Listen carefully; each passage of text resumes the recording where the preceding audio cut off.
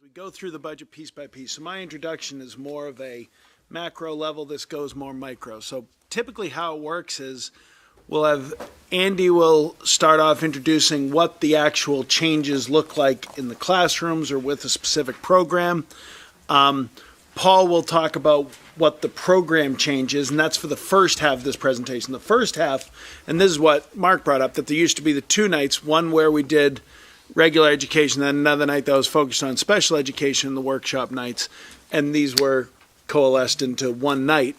And Chip will talk about, you know, where exactly you'll find it in the budget, if there's been a shift of monies from one area to another, and that's how it will go. And so basically as we go through each program where you see regular instruction elementary on the first page, they'll go through that. And then at the end of that, if you have questions, ask questions. Then they'll go through regular program middle. Some questions could apply to multiple areas. That's understood. So that's where we'll go with that. Good evening, everybody. As Tom said, we will start with the summary on regular instruction in elementary. We're on pages D4 and D5 in your book. Every year Chip makes the type a little bit smaller, so I have to wear my glasses this year. Is everyone D4, pages D4 and D5? Yes. And so I'll talk about the staffing changes, Paul will address any program changes, and then Chip will address the budget concerns or any budget changes. We set to go? We good? Okay. So, for the staffing changes for classroom teachers at the elementary level, we've talked about this in the past, but we are enrollment driven. And if we don't need a position that we've budgeted for and anticipated, then we don't go ahead and fill it. And so we're showing a 1.0 decrease from our adopted 18-19 budget to the current 18-19, which reflects one fewer elementary section, which we just didn't need to go ahead and add at the beginning of the school year. We're also then showing a 4.0 FTE decrease from our current staffing to this budget 1920, which reflects 4 fewer elementary sections. So it's a total of 5 reduction then we're showing then for the classroom teachers. For the math support, we're showing a 0.2 increase from adopted to our current to reflect the increased math support that we put in place at Smith. And for arts, PE, and world language teachers at the elementary level, combined we're showing a 0.1 FTE decrease from our adopted 18-19 to current 18-19, which was again based on scheduling needs at the different schools. And also combined we're showing a 0.8 decrease from our current levels to our budget for next year based on 4 fewer sections at the elementary. As you know that we budget then the special sections, and so as there's a decrease in the number of sections in a school based on the classroom sizes or classroom sections, there's a commensurate then decrease in the specials. And for grant funded positions, there's an increase of 0.2 funded on this page with the Title I math support at Smith. So from my end, programmatically, curricularly, there are essentially no changes at the elementary level, with the possible exception of, as you've heard about, the next generation science standards, which will bring new assessment in, and will also change up a little bit our field trip experiences at the 5th grade. However, all of these programmatic changes are totally FTE neutral, or budget neutral, excuse me. And then looking on page D4, which is the budget changes size, so you see that elementary salaries dropped by 31,973, and that's really a combination of all the changes. And this is just sort of my standard introduction. I mean, there's a teacher contract which has a pay increase. That'll vary from page to page, because depending on how many teachers are on top step on that page, it'll be less of an increase. The more teachers are not on top step, it'll be a bigger increase on that stuff. Then the staffing changes, so we're down 5.9 board-funded positions, so we've got that. And then whatever our actual expenditures are in the current year. In other words, we budgeted 2018-19 for a certain group of teachers. We have a slightly different group of teachers for 2019-20, and for 2018-19, and then when we roll those forward, so it's all those factors that result in this change. So basically down, reflecting the fewer FTEs. Paraprofessional salaries shows a substantial increase of 184,366, and that is a reflection of moving the funding for 7 pre-K paras, which are currently being funded through the tuition and school readiness and Smart Start grant in the special funds that we report in the financial examiners. We've basically brought that down so the program can no longer support those positions, and so we still need them for that position, so we're moving them back to the general fund. So that's fundamentally the driving force of that increase of the 184,000. Then everything else below the personnel line is really a function of the school and department-based budgets. And for 2019-2020, they increased by approximately 1.5% across all these pages. What you'll see is an increase or decrease on particular pages, just a reflection of how the program budget splits up the costs. But overall, it's about a 1.5% increase, or $113,000 across all these the building-based budgets. So that concludes our presentation on the elementary. We'll be glad to take any questions about this section of the budget. So I have a couple questions, and I know you explained this last year, but you just did kind of now. But regarding the teacher salaries dropping about 32,000, so basically what that reflects is, even though we've dropped 5 positions, based on the new teacher contract and the level of experience of the teachers that we have going forward, that's why we only see that type of reduction, I guess is what you're saying? Like, it would have been greater potentially, right? So when we're talking about this difference, this is a budget-to-budget difference. So we're comparing what we budgeted in 18-19 versus what we're budgeting in 19-20. So that's a combination. So when we budgeted in 18-19, we assumed certain teachers were going to be there. Okay, and then we had obviously a reduction in staff. We had 1 fewer teacher than we expected was going to be there on the classroom side. The mix of the teachers, what their experience level was, what their what salary lanes they were in, all those sort of things change over time. So we're showing a substantial surplus overall in the teacher salaries account, and the elementary accounts for a significant part of that. And then we have the additional reduction for the staffing changes, which is the 5.9 teachers. What you're essentially getting at, I think, is that, yes, though we have 5 less teachers, if all the teachers remaining are making slightly more, that eats up the savings, so it's not the $500,000 in savings that you might expect because they're all getting raises. Now it's also, we don't know necessarily if they're in first year or, well, Chip knows. I don't know what year they're in it. Right, yeah. we do know, but I mean, we have to make, when we compare the budget for 18-19, we assume they're going to be at a certain level. The actual in 18-19 is what we roll forward to 19-20, and that results in different impacts. So we track everyone's salary to the person, right, to the position in the budget page. Overall, teacher salaries went up by about by around 3%, which is about in line with what the contract's going to be. Every page is going to be a little bit different depending on how those teachers get broken up. That's one of the advantages of the program budget and one of the disadvantages of the program budget. You can see how much we're spending on elementary teachers, but you might get confused and say, hey, wow, we're not really seeing an increase here. Well, the increase is in some other part of the budget. So we give you that detail of what we're spending on the elementary program, $25 million, that you wouldn't get if we just budgeted for teachers. You would just see this is the total amount for teachers, and that total would then work.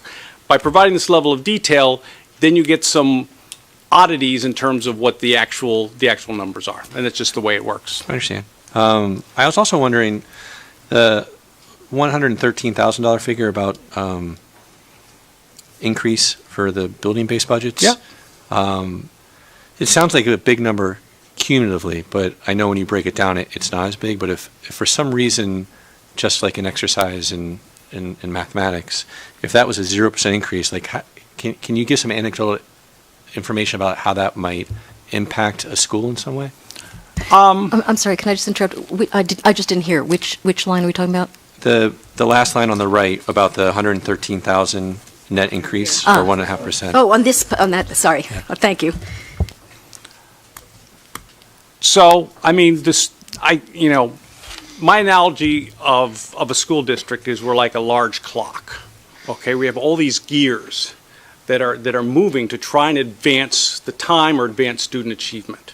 Okay, and the biggest part of that movement, what you're really investing all the money in, is those big metal gears. That's all your teacher salaries. That's all your administrator salaries. What this is the grease. The supplies are, a relatively small part of the budget. So it's approximately, at the typical elementary school, it's $60,000 to $80,000. At a typical elementary school where the total cost is $5 million. And that allows them to have the right amount of copies that they want to have in the right order, the ability to provide for workbooks for students, the ability to provide the textbooks, the ability to provide the types of learning experiences they want to be able to have so that the instruction can go forward. So if you take that away, there will be less grease on those wheels, is my best example. We have taken a look at that over in historical patterns, and in 2017-18, I think it was, we dropped it by 9% from the prior years. So we have made those adjustments at that point in time. Okay, thanks. So, Chip, I thought I understood it until you explained it to Rob. I got lost. The teacher salary is the difference. That's really, the difference is a 0.4 something of a teacher, right? The 31,973, because don't we look at teachers at $65,000, $70,000 a person? Approximately, on salaries. Call it half, just for argument's sake. So in the way you explained it to him, so we're down 5 teachers this year. Does that mean we were up 6 teachers last year? No. Or No. 6.5? No. So then, I thought I understood this until then. So why doesn't the difference demonstrate the 5 teachers again, if we were comparing it to last year's budget? So if we start with the adopted budget of $22,800,000. Yep. Okay, the teachers get a 3.3% increase. That's approximately a $700,000 increase. Okay, we've lost about 6 teachers, which drops it by $360,000. So the question is why are we still down another $340,000? And that's that change that we're seeing this year because of which teachers are in those positions. That's the natural type of staff turnover issues that we get.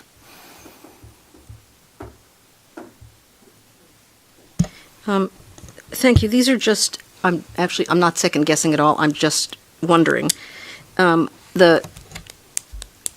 go back to what you said before about the workbooks and the library books and the textbooks, and like, how did the teachers decide that they were going to drop $1,900 worth of periodicals, but they wanted more audiovisual software? I mean, how do you even come up with those numbers? What happens is each school gets a budget, And the budget is based on a per pupil allocation. At the elementary schools, I think it's like $190 per pupil. And then those principals and those teachers get to decide where they want to spend it. So we don't control how they spend it. We control the overall dollar amount of what they're spending. And so you'll see some years it's a math year, so there's a lot of math books. Some years it's a reading year. So it'll vary from school to school because we want to provide them a little bit of control over where they make their investments. That makes perfect sense to me. And the second question is, again, just an information question. The math support, you said it had increased 0.2 to deal with Smith math support. So I take it then that the fact that there's no other change means that that's a continuing need. Correct. So that addition was not temporary, it was, wow, we have a program hole. Correct.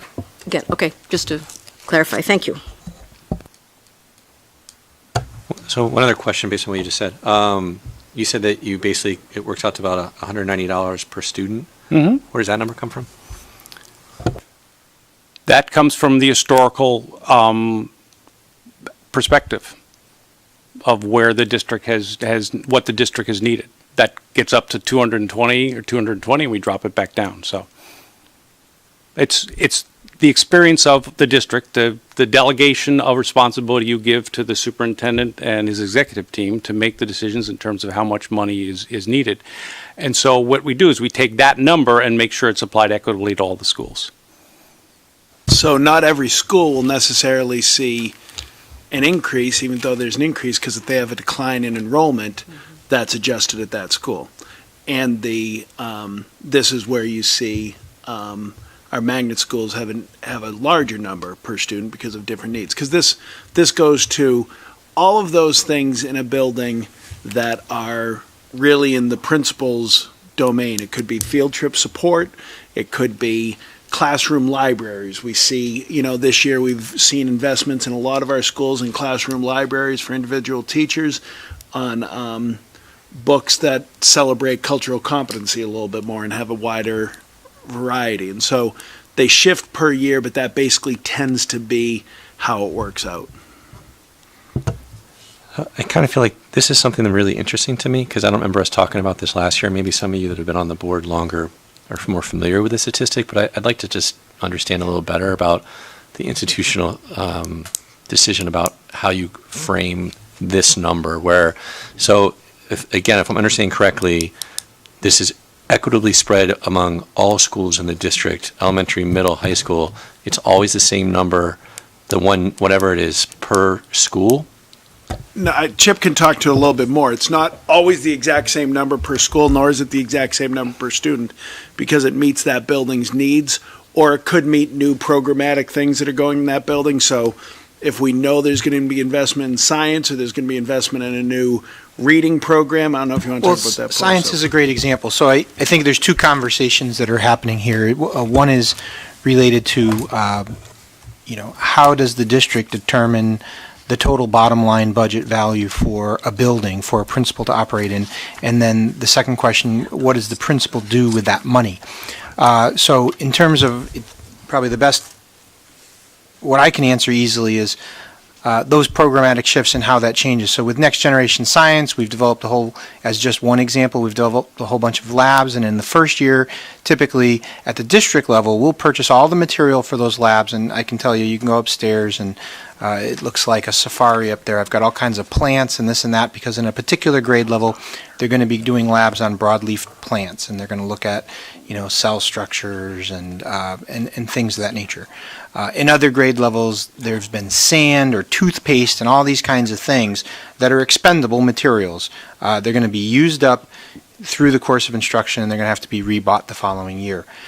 So the elementary principals are responsible to look at their budget, and as was described briefly, they'll typically do this in a team-based approach with their curriculum specialists, with guidance from us as a district, and likely with their teachers to understand what are your needs, what are you spending the money on. I mean, I get the pens and the pencils and the paper, that's easy stuff. Then from the district level, we're saying, well, you're going to need to replace and there's some funny stuff that they buy for the science labs that we give them. It's saran wrap paper and things of this nature. And that cuts across every department. So when you're teaching your mathematics block, what are some issues? Whether hey, I need a new set of protractors. Mine are kind of ready to go, et cetera, et cetera. They'll put in lines for reading. Their librarian will put in for updated collection on material every year. That's one of the things that they do. So you pretty much think about anything and everything that a classroom teacher and a principal is going to need to run the school on a daily basis for 182 days. They're budgeting for those things. And typically at the school level, there are a lot of expendables. They're things that get used up through the course of instruction.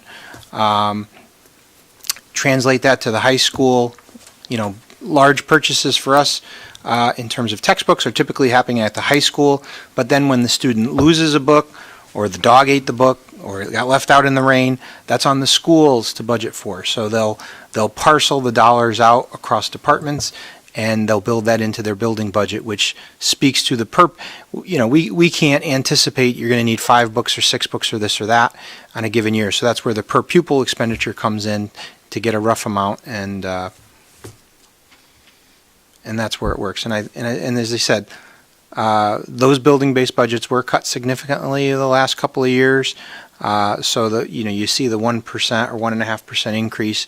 Typically, these are the effects of inflation and every other thing. Every year, a ream of paper costs just a little bit more, and so on and so forth. Question, to piggyback off of that rather, is it fair to say that recognizing the per pupil expenditure allotted for each student per year, that there are many times where teachers use their own funds to provide supplies and extra pieces, so that number, if it were actually how much went to some students, may be more, but because teachers use of their own funds, that may not be accounted for here? I could say with confidence that I'm aware that teachers use their own funds to buy a lot of things. I couldn't begin to put a dollar value on that, but I'm sure. I could give you a rough idea. Dave probably could too. Absolutely. We got to watch out for those kids being crazy with those protractors, it sounds like. So thank you for saying that, so that the number, it helps to appreciate the value even more so.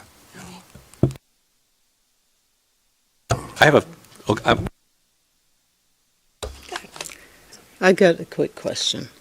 Going back to the arts, PE, world language, in terms of the 4 fewer sections, how many sections refresh my memory, would be left remaining, and how does that impact on the students?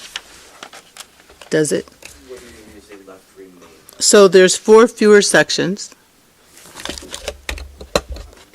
So I'm just trying to understand the decrease.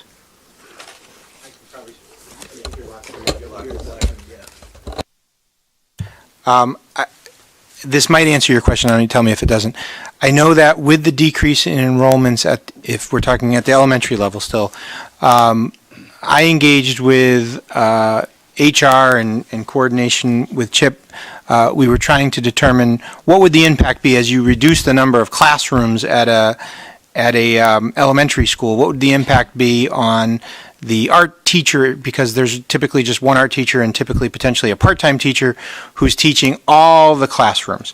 So when a particular school, say, has 1 fewer kindergarten section, but they still have 22, 23 sections of K through 6, we're not necessarily reducing the arts teacher from full-time to 0.95 or something of that nature.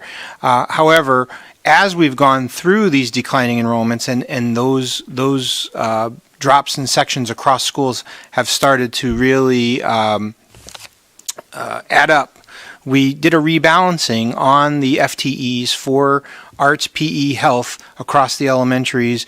We standardized our target as what would be considered full-time. And we have plenty of schools where it's almost full-time. I think we use something in the nature of 18 or more sections, 20 sections, and we had plenty of schools that had 18. So that meant that you, our teacher, you're going to go travel to another school somewhere, and you're going to pick up 2 sections in order to maintain your full-time equivalency to be a full-time teacher. How that gets reflected in the book here, it totals up to whatever the number is. So it might say, it might say 6.4 FTEs or something of that nature. That might really be 8 people who pick up the rest of their assignment at a middle school or at a high school or somewhere else. And so just to be clear, the cut isn't reflecting, it's not like, well, these kids might have 1 less P or 1, no, their whole class will still have art that period, and it won't really, it's not a cut to any individual, because it's just the way elementary they move as a group. So if there's 1 less group, there's 1 less that is going through each of the specials, so.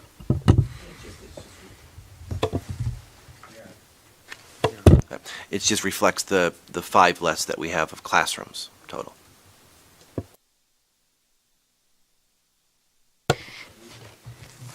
On page G15, you mentioned that there are 9 elementary schools have a full-time intervention teacher and 2 have a half-time intervention teacher. I was just wondering if you can tell us which ones. And Sure. it's D15. Yeah, And if why you- those particular schools only have a half-time. If you go to the data supplement section way in the back, and on page 16,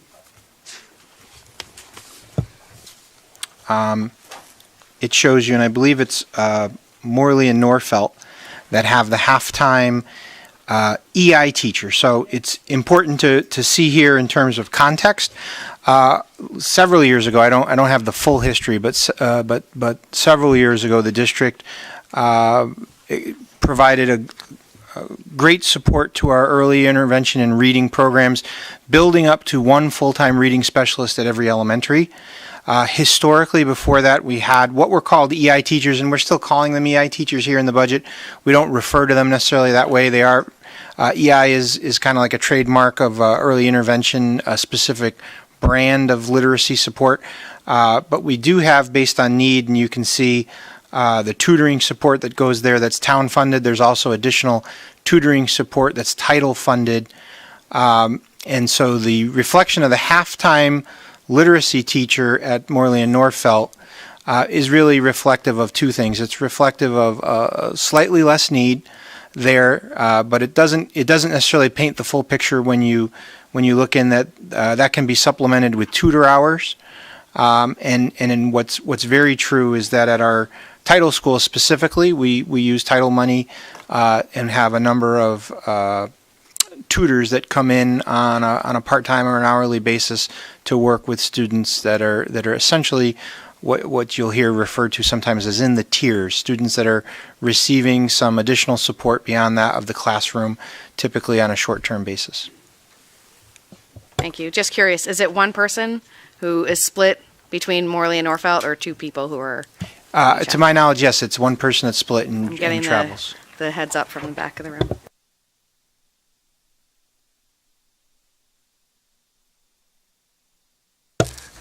I know you'll tell us when we're moving on, like if nobody else. I'm not trying to dominate, like if someone else has a question, but so I don't know if this is more for Tom than these gentlemen.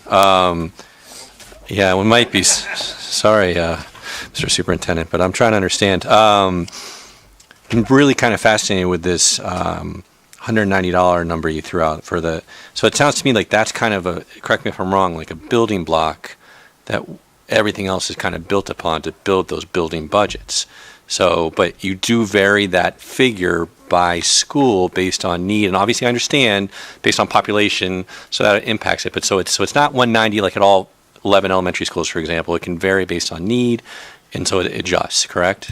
Yeah, I mean, in general, it's never that specific. So there's kind of 2 steps to the budget process. So that when that comes to us is the building-based budgets, and we meet in December with the principals in their buildings and with special programs and with IT and all of those areas for this part of the budget where here's what your general allocation would be based on where you were previously, kind of looking at the roll forward.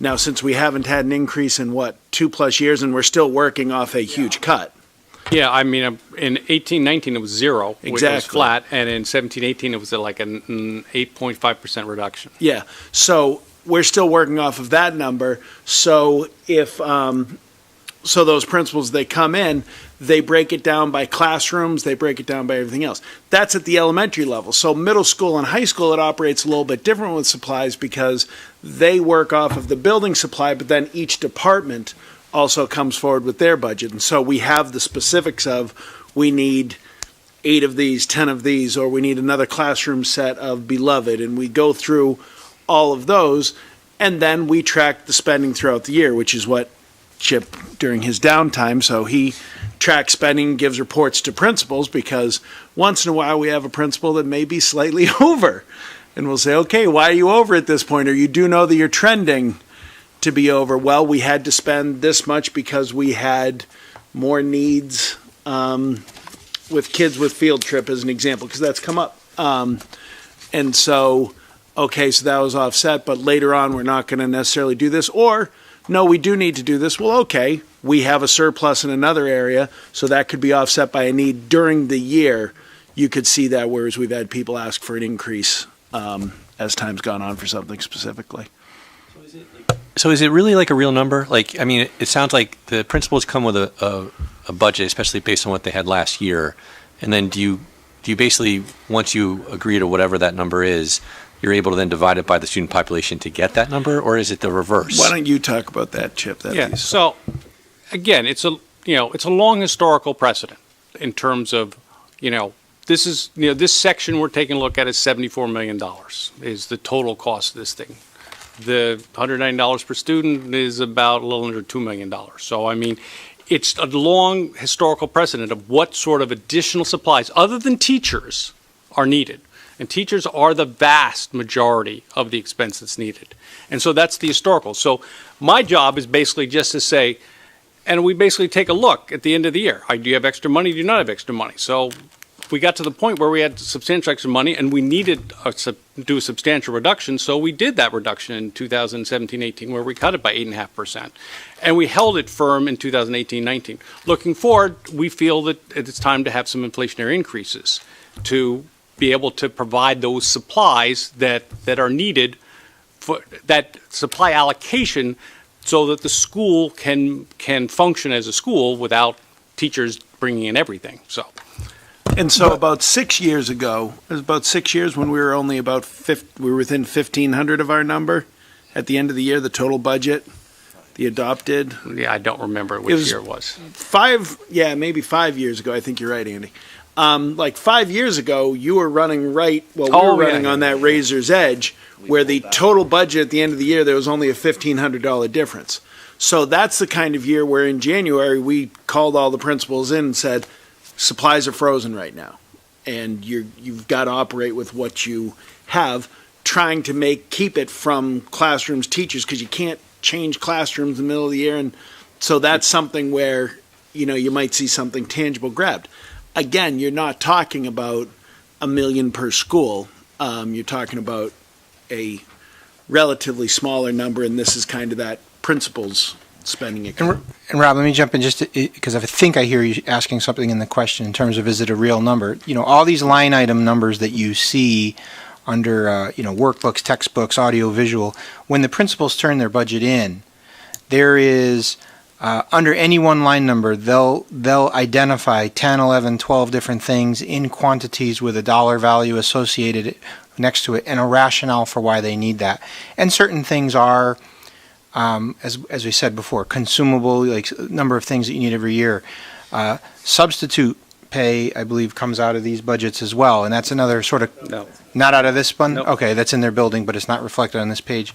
But these are the kinds of things, dues and fees and field trips, as Tom mentioned. So they're things that kind of get eaten up every year. So it's not like they're getting a bag of cash and they're smiling. They have to rationalize. They have to rationalize what they're using it for. The comment about a real number just meant like, well, I know you're a math guy, so you know what I mean. Like, which way is the bus driving, basically, right? So, are you using that base number to build up, or do you kind of drill down to get to that number? I understand, by all means, I understand these are real, and it's not somebody just going, yeah, that's about what I need. So I get you. So, I mean, in my line of work, I do a lot of budgeting too. So I'm trying to understand, and, to Chip's point, like, I totally get that this is not like the lion's share of the budget, but I still feel like it deserves my attention as far as if there are savings that can be wrought. I just want to understand why they can or cannot be done.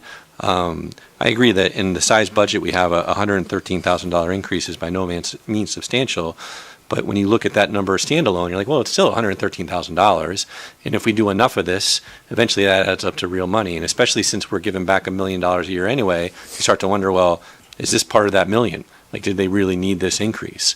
So I'm just trying to understand that and get the historical perspective of it all as we go forward.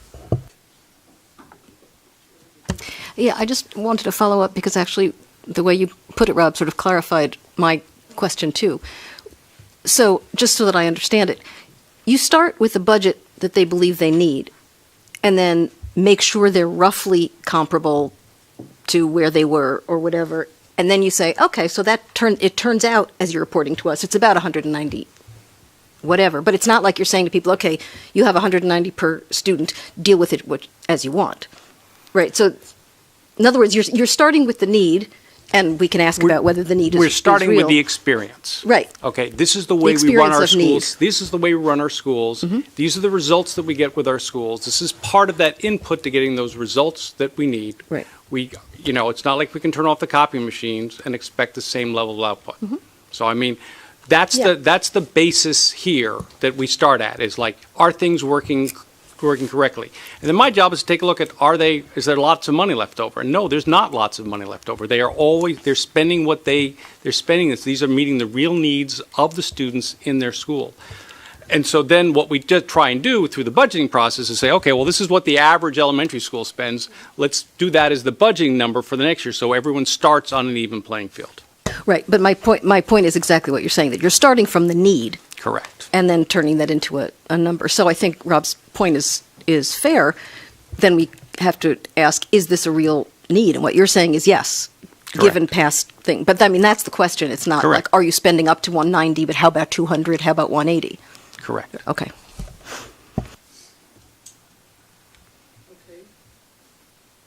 Ready to move on?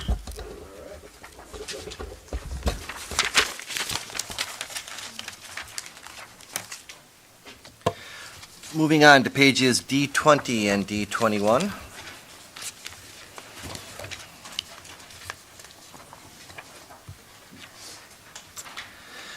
This is the regular instruction for the middle schools, and as you see then the staffing changes, we see a 2.0 decrease in math, science, language, arts, social studies teachers from current to budget. This reflects the lower enrollments at Bristow and taking the 6th grade, then staffing down by 2 teachers. We show a 0.9 increase in world language teachers from adopted to current based on scheduling needs. And then for this year, plan a 1.5 decrease in world language teachers from current levels to budget 1920, reflecting fewer numbers of sections that we anticipate at the middle school level. We also see a 1.1 increase in health PE teachers from our adopted to current based on scheduling needs. So programmatically, there aren't giant changes at the middle school. I will ask you to recall that this current year is the year that we finished the adoption and implementation of a 3-year world language program, Chinese specifically, and that necessitated moving world language off team at the middle school. So you will see some of these fluctuations, FTEs, based on how sections break. It follows a high school model to some degree, although you have a fixed number of kids. The only other programmatic change that is worth mentioning is that in mathematics, with the adoption of Common Core and pushing a lot of the algebra skills down into standard 8th grade, we've seen that the difference between standard algebra and honors algebra in 8th grade has become very minor. So we're looking to collapse those into a single section of honors at the 8th grade. So essentially any student that would have been identified for standard algebra will be able to get honors credit for it in 8th grade moving forward. That does not have any real budget implications of any significance, so nothing significant on my end other than that. And the dollars are relatively quiet. I mean, there's no major changes here, just related to the contracts.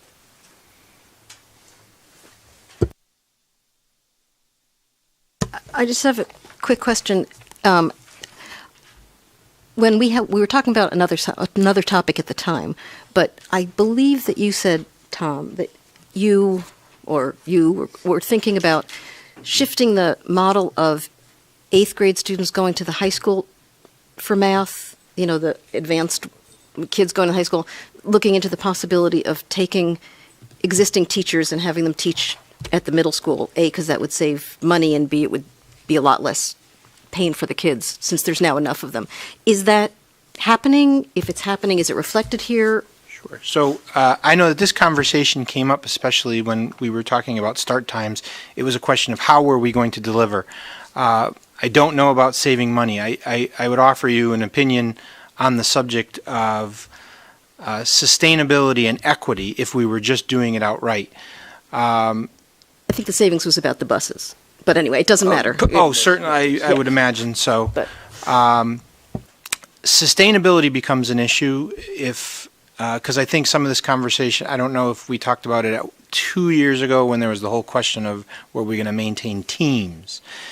Moving the geometry 10th grade class to the middle school requires you take all of math off team in order to be able to equalize the number of preparations that a teacher has so that they're not having 4 preparations.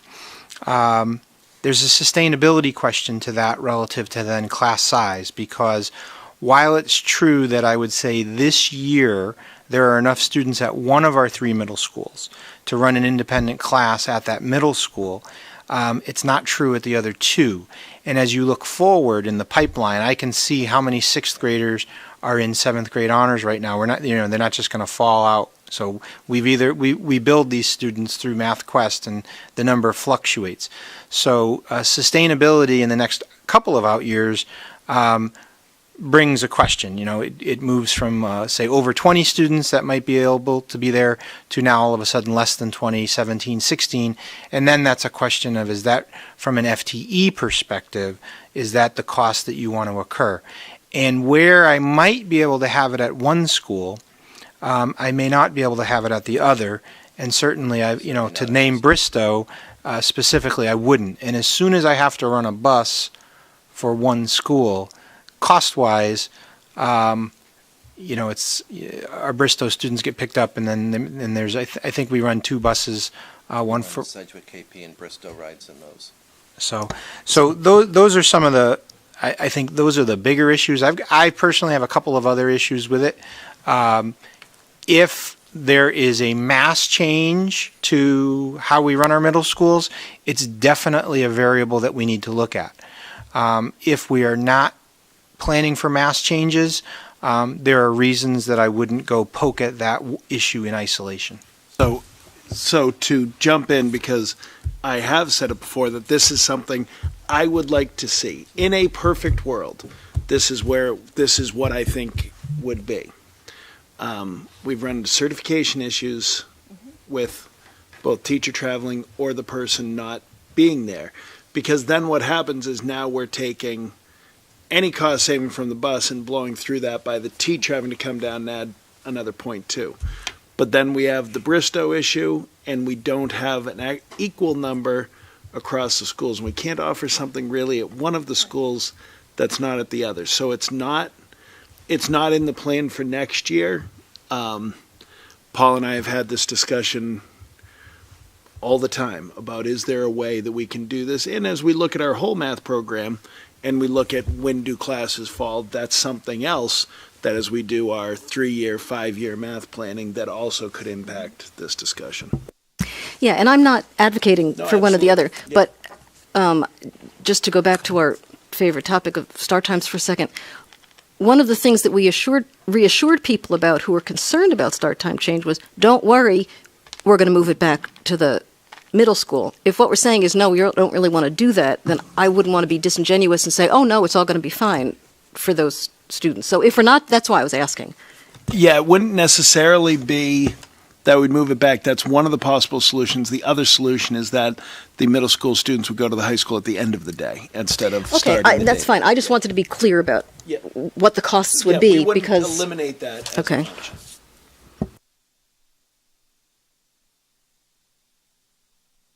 option. Okay.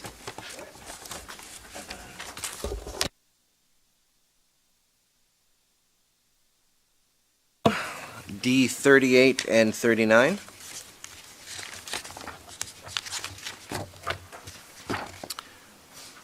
Which is the regular instruction for high school. The staffing changes here are a .28 overall increase from adopted to current based on scheduling needs. As you know, we anticipate and we schedule high schools based on a certain number. As breaks happen between the two schools, sometimes we have to wiggle here and there with various classes and various .1 here, .1 there. We also then this also have a 3.9 overall decrease from our current level to budget based on 30 fewer students and our target that we're targeting this year at 17.4 students per FTE ratio. If I could just jump in with one piece here to add on. This was the piece last year where we saw an increase at the high schools, and we said it's kind of one of those numbers that we can say what it's going to be, but then when the numbers come in, it could be something else. And so we did see a .28 increase based on need. We've got this year's in the budget, and we put that number in before we get all of the course selections and before we see where kids are signing up for. So I can tell you the odds of that number being the exact same as it is in the budget are slim to none. And the way it looks, none's already leaving. So programmatically, I'll lull you into a false sense of security. There aren't a dramatic number of programmatic changes for the high school, with the possible couple of exceptions. You heard we presented on new graduation requirements, and while that's not going to create any great programmatic changes, we are implementing our new health curriculum plan for next year, moving it basically from a grade 9 PE to a wellness. And in the out years, we'll be building up for those health electives as that increase moves from a .25 currently to a 1.0 for the graduating class of 2023. That should have very minor implications in the budget, and where you might see the smallest of a blip won't be next year. It'll be normally a number of our students take health over the summer as 10th graders. That opportunity is going to shift to be in the 11th grade year, but that's at least 2 years out. So there might be this minor blip where we have more health sections in 10th grade than we used to have, and then it will normalize because they won't happen the following year. The only other we have some new courses that are coming out, cryptography and cybersecurity, as we continue to build that computer science pathway. But again, because at the high school, the students are taking these courses typically as electives, and there's a set amount of time, it doesn't have any true budgetary implications beyond some minor dollars for curriculum writing. Lastly, the thing that I will mention relative to graduation requirements, as we stated, we don't anticipate there to be a significant budget impact of the new graduation requirements at the high schools. However, at our alternative schools Strive and our REACH program, those are areas that we're still looking at to determine what that might be. Nothing for this budget, but potentially in the next couple of out years. Off topic a little bit, but you brought up the PE. I happened to be with my niece this weekend, and she goes to Cromwell High School as a freshman. She says she only takes gym twice in her entire career, and she doesn't take it every year at Cromwell High School. And I found that interesting and perplexing because here we're adding, and we do it every year. And I thought that we were under a state requirement, and why isn't Cromwell under the same state requirement? I'd be equally perplexed. I mean, they are. I don't know what their They could delivery take looks it like. every day. That it just depends on how you schedule it. Whereas we tie it into science with the lab period, so there's the off days every week. So if a school has PE as scheduled PE, not tied to lab, then you're going to get twice as many PEs in that year. Whereas we're doing it over 2 years, they could get it in 1 year. So that could be the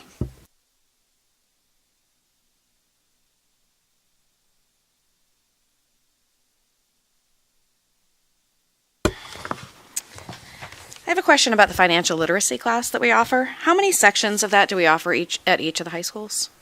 So currently this year, there are 4 sections at Conard and 4 sections at Hall. It's a total of 90 students at Conard, 89 students at Hall that are taking it. And when you look across the grade levels, it's interesting. It's pretty diverse. It's pretty much almost an equal distribution across grades 9 through 12. And just to add one thing, we offer an unlimited number of sections. We only fill 4.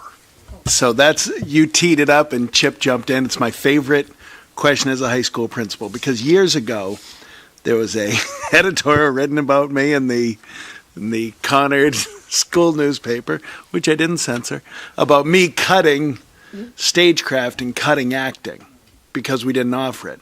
And I said the same thing to everybody.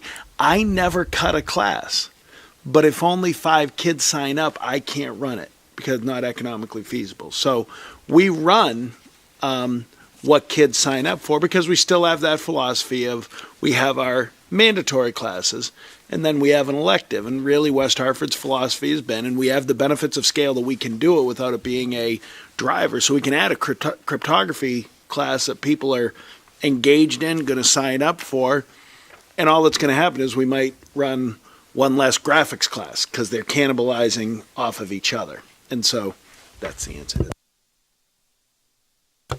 I will say, I don't think it always captures everybody who wants to take it, especially if there were only like 1 section offered, because they 4. might be. Yeah, but there are 4, which so is what. it absolutely that's that fine. course. You're absolutely right that there are some courses where we could have, 31 signups, and we may decide we can't run 16 and 15. And then if a course is a singleton, if there's only 1 section offered, and your child is taking, so let's say, choir and physics 2 and AP French. Those are 3 singletons that you're trying to fit into an 8-period schedule. If 2 line up, unfortunately, at the same period, then yes, that's where you won't get everything you want. Okay, thanks. In world language, I'm wondering if we can talk a little bit about how we determine which are the languages that we want to offer. And I'm looking at Greek and noticing it looks like we don't offer that at Hall right now, or there's no students signed up for that. And at Conard, is it all one class, that all the Greek students are together? So it's all one period at Conard, Okay. yeah. Greek. Just to clarify, ancient Greek, not modern Greek. Yes, ancient Greek. Ancient Greek. Again, a lot of the course offerings are driven through student interest. American Sign Language is the perfect example. It's the most recent language to be added. There was an interest identified by the students, lobbied for successfully, brought to the World Language Supervisor, who brought it to my office to say, we have a significant pool of kids who have expressed an interest and would like to study this. So we talk about curriculum. We talk about, having, in that case specifically, is this a language that would be recognized at the college level, be valued on the transcript, be useful in the real world? And it, of course, passed all of those answers with a yes. And the most important thing, once it was offered, did it have a stable following? Students that will continue to take it each year, because we do have those courses that departments will bring forward, and they might have an initial kind of a following, and then it trails off quickly, and then the course unfortunately dies. So one of the things that we try to do in a course proposal process is make sure that there's going to be sustainability. In terms of your question specifically, languages, ancient Greek seems to have its niche at Conard. I'm not really sure why it's not larger at Hall, or there hasn't been a big interest in it. But I wouldn't say that it's sustaining. It's not. There are 4 sections. They're all offered in the same period. It's about 30 kids. Latin is another one of those we seem to tend to get. It's interesting when I look across Latin 1, primarily it's 9th grade students who seem to want a different experience. and they're taking that class, and that's got a much stronger footprint at Hall than it does at Conard. Although it's alive and well, which is hard to say about Latin, at both schools. One of the most interesting language offerings that's kind of been out there under discussion, but I would not say that it's that there's any definitive plan moving forward, is Arabic. Just because it's a relevant world language for our students, and something that I would expect if we were going to be bringing more languages in the future sometime, that would be one that I'd want to have serious conversation about ahead of any others, probably. So just to follow up, so the person who teaches ancient Greek at Conard also teaches something else, Latin. Okay. So George Coleman, I mean, all of our Latin teachers are beloved in both places. George Coleman at Conard teaches ancient Greek. I don't think anybody came up thinking, God, when I'm in high school, I'm going to take ancient Greek. But you take a class with George, he talks about ancient Greece, you do the history, and you do the language. I mean, it's vibrant because of that. So this is something that happens at both of our schools. When you see something offered at one school and not at the other school, a lot of the times it could be because, well, it was, but there's a retirement. Or it could be, if George retires at some point in the out years, we have to find somebody that could teach ancient Greek, which isn't necessarily the easiest find. So that's a part of it too.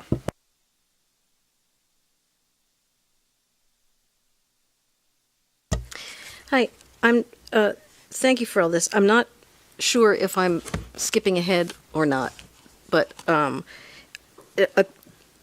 just a few questions. The first is I forgot what you called it here, but the school avoidance group.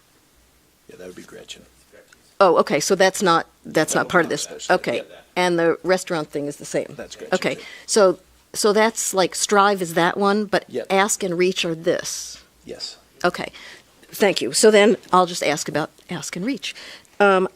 Reach, I actually understand. Ask, if I recall, is the one that we talked about before, and whether or not it made sense and didn't make sense, and we voted, and it was a difficult question. Anyway, I noticed that it is still in and renewed for next year. Do we need to have a discussion, or are you now happy with it, or?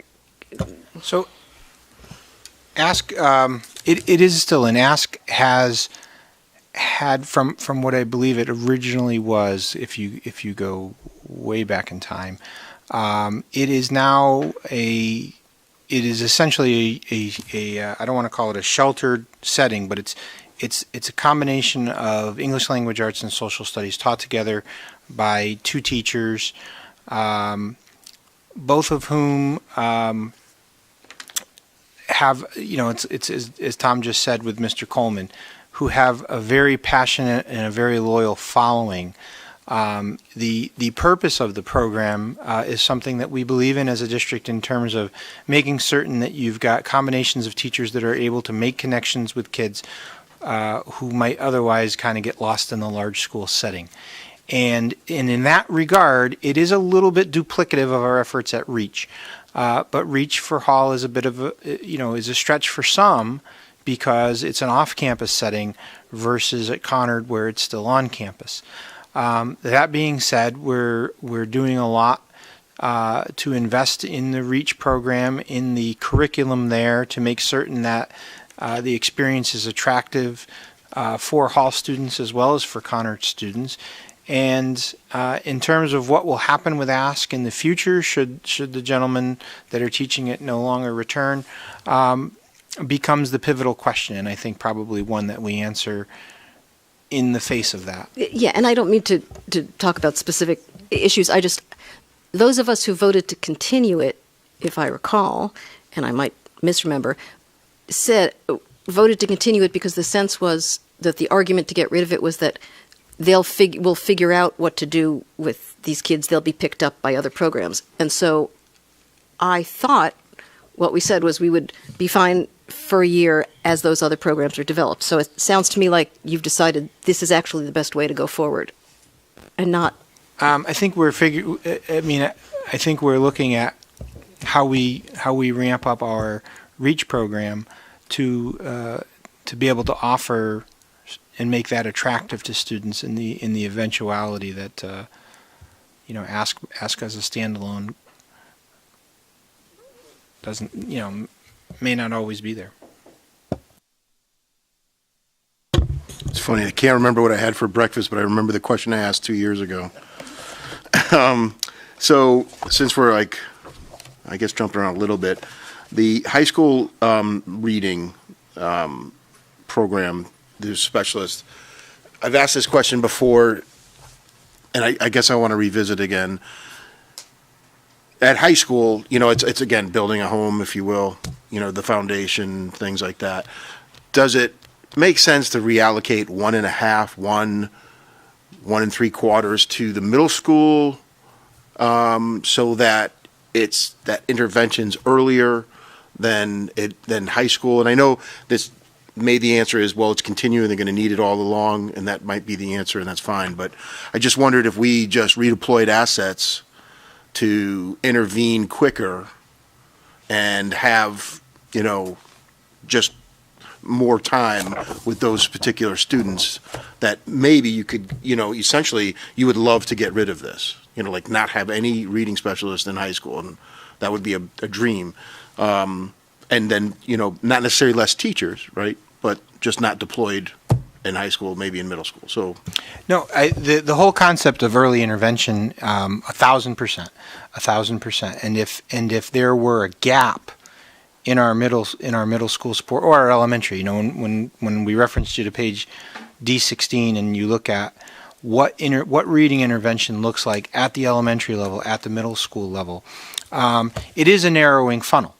There is much less dollars, FTEs, bodies, and to some degree need in that same way at the high school, but there is still need.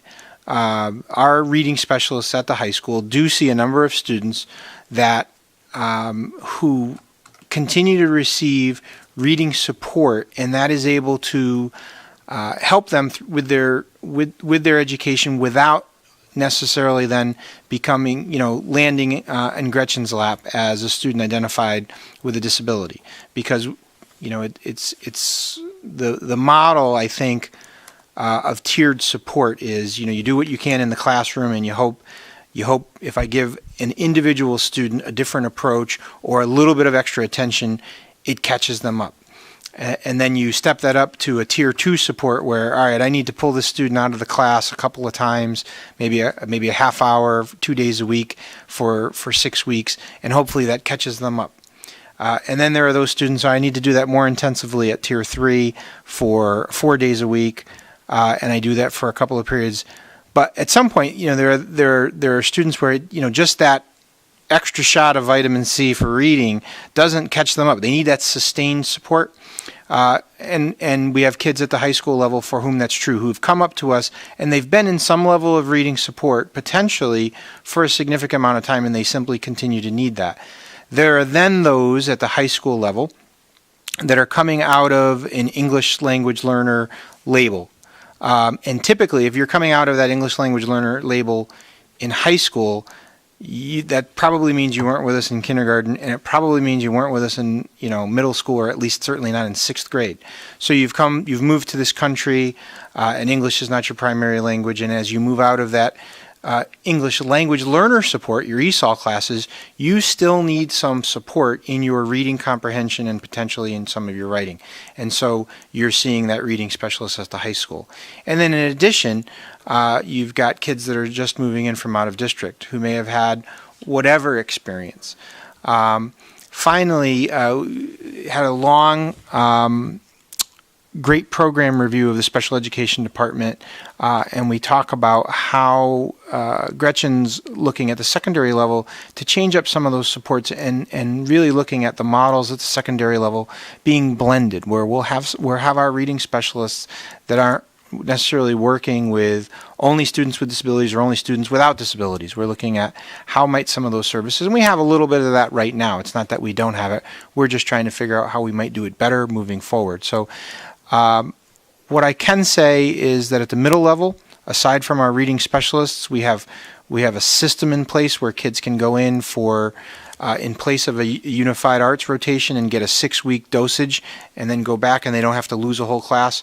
So at the high school with that narrow funnel, if I'm in that reading, I'm probably in it for a semester, if not a year, and it's in lieu of some other class that I would otherwise be taking because I really need that support.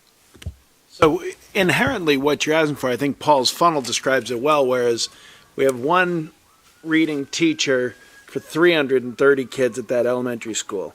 And these numbers aren't exactly right because of other interventions, and then we have one for 700 kids at the middle school, and then one for 1,450 kids at the high school. So you are seeing that kind of winnowing. So it's not one per school when you think about the mass, the number that's there, because it goes from 11 really to 4.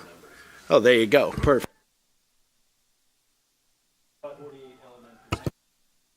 One FTE for every 148 elementary students, on that. For reading. For reading, early intervention, reading specialists, tutors, all that sort of stuff. Plus, there's some additional stuff that's not even in there.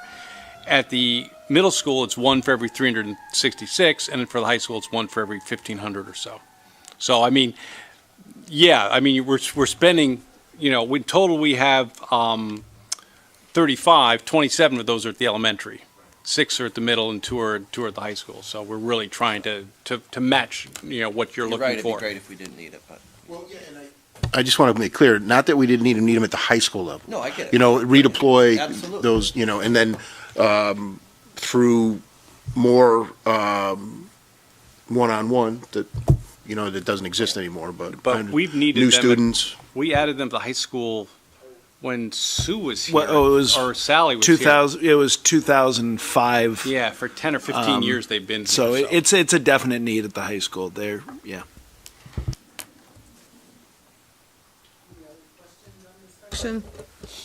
Okay.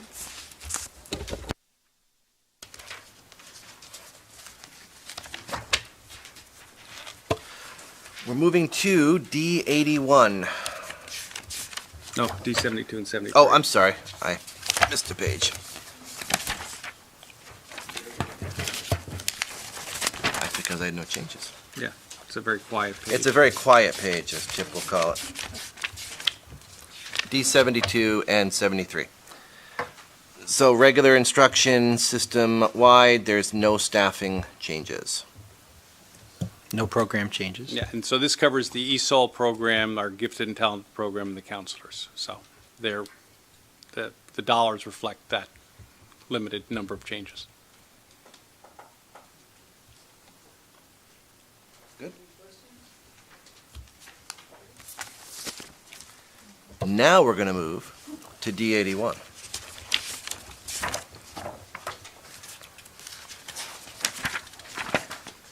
So this is where we talk about the supervision of instruction for our regular instruction. And the only staffing change that we have here is a 1.0 increase from current to budget for a second world language department supervisor. As you know, this is something that was cut a couple of years back. We added this in again last year, and I believe it was cut with the council changes last year that were made. We feel that this is, I'll let Paul explain the program changes. Yeah, programmatically, not so much a change is try to provide some scope, some picture of the depth of the job. So we have one world language department supervisor who's working across the 16 schools, supporting 47 FTEs, which is 50 or more actual human bodies, full-time or part-time world language teachers, with 6 different languages, Greek, Latin, American Sign Language, Chinese, Spanish, and French, taught at the high school level, 3 of those languages taught at the middle school level, and then we have both French and Chinese and Spanish being taught at the elementary level in various configurations at the different schools in grades 3 through 5, and at our magnets, potentially in grades pre-K or K through 5. The World Language Supervisor works with all of the non-tenured teachers, supervises all of the curriculum for all of those languages, works with our elementary principals to support evaluation of those teachers at the elementary level where caseloads typically for our elementary principals are quite high. Supervises, the advanced placement programs for these languages, and with the new seal of biliteracy coming in at the high school level is also looking at how can we basically demonstrate for language proficiency outside of AP for a general student in order to be able to qualify our students to take advantage of that as well. I mean, it's at the end of the day, it's a really big job. Our supervisor, Megan Zingle, is top shelf and has been doing an amazing job with it. It's really a question of trying to find her some support so that the position itself doesn't burn out or we don't lose her, as we were fortunate to steal her from another district.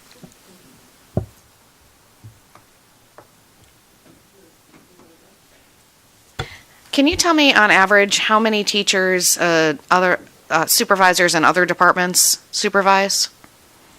So I can sort of give you, there's two questions. There's how many teachers do I supervise and how many teachers do I evaluate? So generally speaking, a secondary department supervisor might evaluate in the neighborhood of between 20 to 25 teachers. But supervision, if I try to do some quick math, 30 teachers in a department, or it kind of depends, yeah. In art, a townwide supervisor, a PE, they're going to have bigger numbers like that. But typically, a lot of those disciplines don't necessarily have, whether it be a larger AP component connected to it, or some of the progressions in terms of the language. I have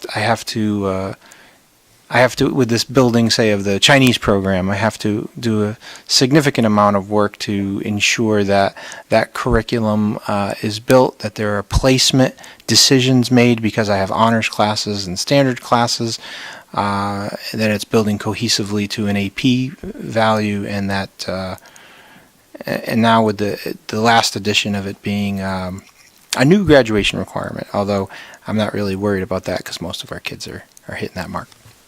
So our one world language supervisor evaluates, you said 47 teachers? Or Supervises 47 and evaluates? 20, I want to say she evaluates 22. And so the burden of the remainder of those evaluations then falls to a building administrator who I would say 9 out of 10 don't have a world language background. Okay, thank you. Hey, I want to say I'm really glad to see this position is in here. In my heart, you kind of say, boy, if we could get away with one person doing this and save some money, but, we can see the need for this, and it's really a lot on the current person who's doing the work of two people. So I certainly hope that we can keep this in here. If we get any pushback, I'm ready to push back again. We've seen the need, and just what you explained there, that with all the different types of languages that are being taught, it's difficult for one person to do that. They don't have the experience. How can you evaluate someone when you don't know that language? You certainly have some perspective, but I think with the two supervisors, we would be in a much better position to service our students and to support the teachers in the world language department.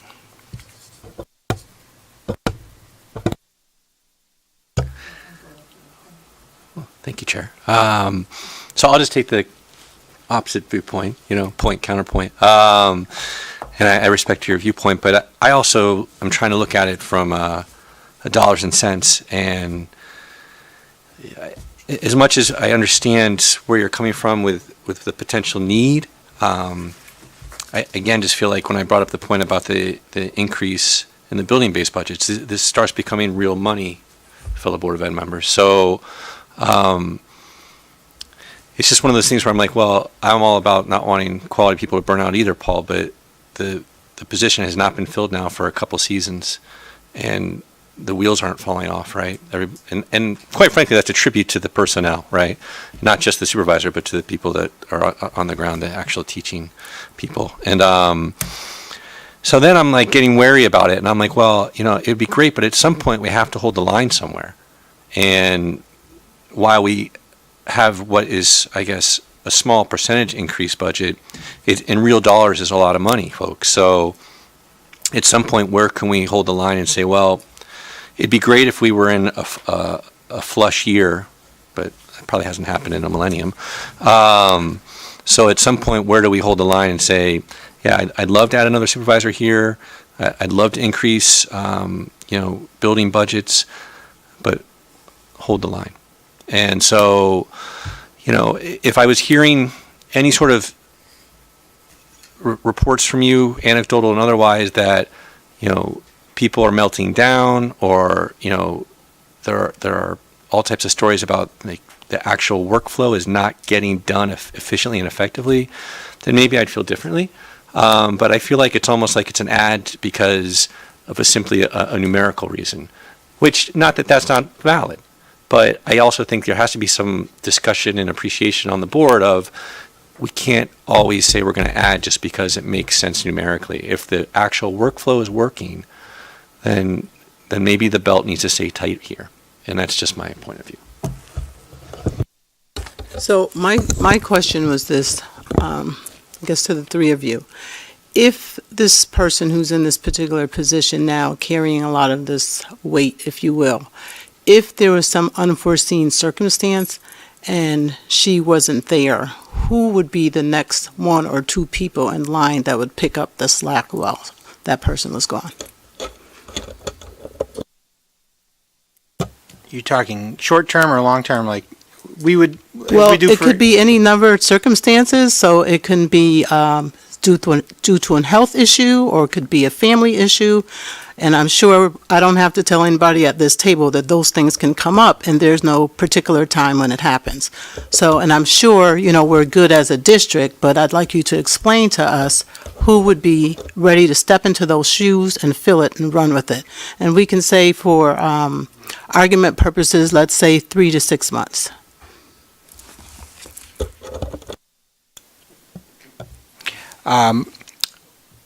We had a strong pool when we hired for our world language supervisors. We actually had both of our world language supervisors that retired fairly close together, and so I think we did hiring in 2 subsequent years previously, before the first position got cut, or the person left and we didn't fill it, and then it was subsequently cut from the budget the following year. And we had a number of those candidates who were internal. So in terms of a short-term absence, we can sometimes try to look right within our own ranks. That's not without challenge, because any of our teachers within our own ranks have a full caseload of students. So asking folks to supervise the department and handle certain pieces, essentially keep the ship running, that's typically many hands lending support. The teachers can do certain pieces because they have knowledge and experience of how the program's supposed to work, so they know certain things. They know, materials need to be ordered, or meetings need to be held, agendas need to be set, and they know kind of what the pressing issues are in the department are to help that going. But the evaluation would, in a short-term absence, would befall the building administrator, someone with an 092. So if the position were really vacated, I'm certain that we'd be doing the same thing we do when any position's vacated, is we'd be opening it up both internally and externally in accordance with our contracts, and looking for the best qualified person. Well, and to answer your question, wouldn't one other, I know in practice you guys do this already, where if you have an extended absence where someone's out on maternity leave, or they have an extended illness, unfortunately, it's not a perfect solution, but you'll go to your retired ranks where there's people that are still in the neighborhood and they're happy to come back and fill in on a short-term basis like this. Obviously, it's not a long-term solution, but that's what you do sometimes, is you're like, hey, bring back the veteran teacher that's been, retired, that served 30, 35 years, and they'll come fill in these. The other question I had was, again, just for my fellow Board of Ed members to think about, is, we're talking about staffing up a position in an environment where we just reviewed a few sheets ago small staff reductions in this department, and then also somewhere back in this document, and Chip's talked about it in the last month, that we are in a continued declining enrollment phase. So And I think this is a morale issue personally that affects the teacher population when you really think about it, is that, okay, so the district's going to spend more money. Is this the way to spend it? Because do we really need another supervisor? Or maybe instead of putting the money into a supervisory position, would they rather see that money be spent in building-based budgets so that they get additional resources? I mean, that's what you often hear, is that they need more resources, right? And it's like, well, if we're going to put more money into something, maybe we put it there instead of into a supervisory position.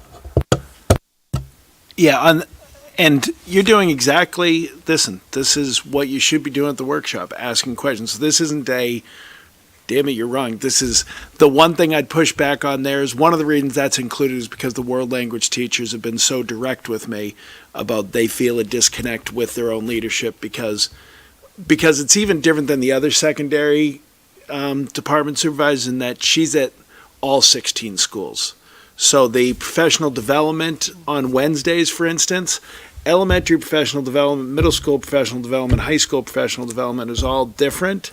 And so she's doing all three. So their morale, I believe, and you could be right, their morale, this is in response, my including this in the budget and this coming back, in many ways is in response to their world language teacher's request. Now, I'm sure in other subjects that they might say, yeah, don't hire a world language supervisor, increase this. So that point is well taken, but that's just overall.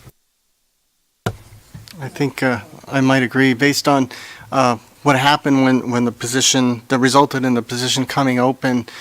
That was a morale issue, I think, as well, and it didn't sit well with a lot of people. That position wound up being open and then not filled, and then the way it happened last year, where we weren't able to fill it. I think that could be considered morale busting as well, or having an impact on that. I think filling this and giving the support to our world language teachers really is the way to go, and it's a way the board can show that we understand what's happening within the individual departments, and when there is a need and an ask, we're able to step up and fill it here. So this is an inherent problem between, call it the civilian world or the real world, the business world, whatever you want to call it, and municipalities. In the real business world, you could say, instead of this particular supervisor in all 16 schools, you could say, hey, this particular French teacher over here, why don't you take the lead for elementary? Spanish teacher, take a lead for middle school, and you take a high, so that there's additional, and you're training someone to take that supervisor position in the future. But it's either hire or don't hire here, right? There's no training. Certification, it would be illegal to have somebody doing the job that's right. not But if they had certified. certification, right? We couldn't ask, that would be violate the bargaining contract. Yeah, so They'd this be is doing bargaining again, level work. So Yeah. inherent problem between, so it's either hire or don't hire. There's no soft solutions.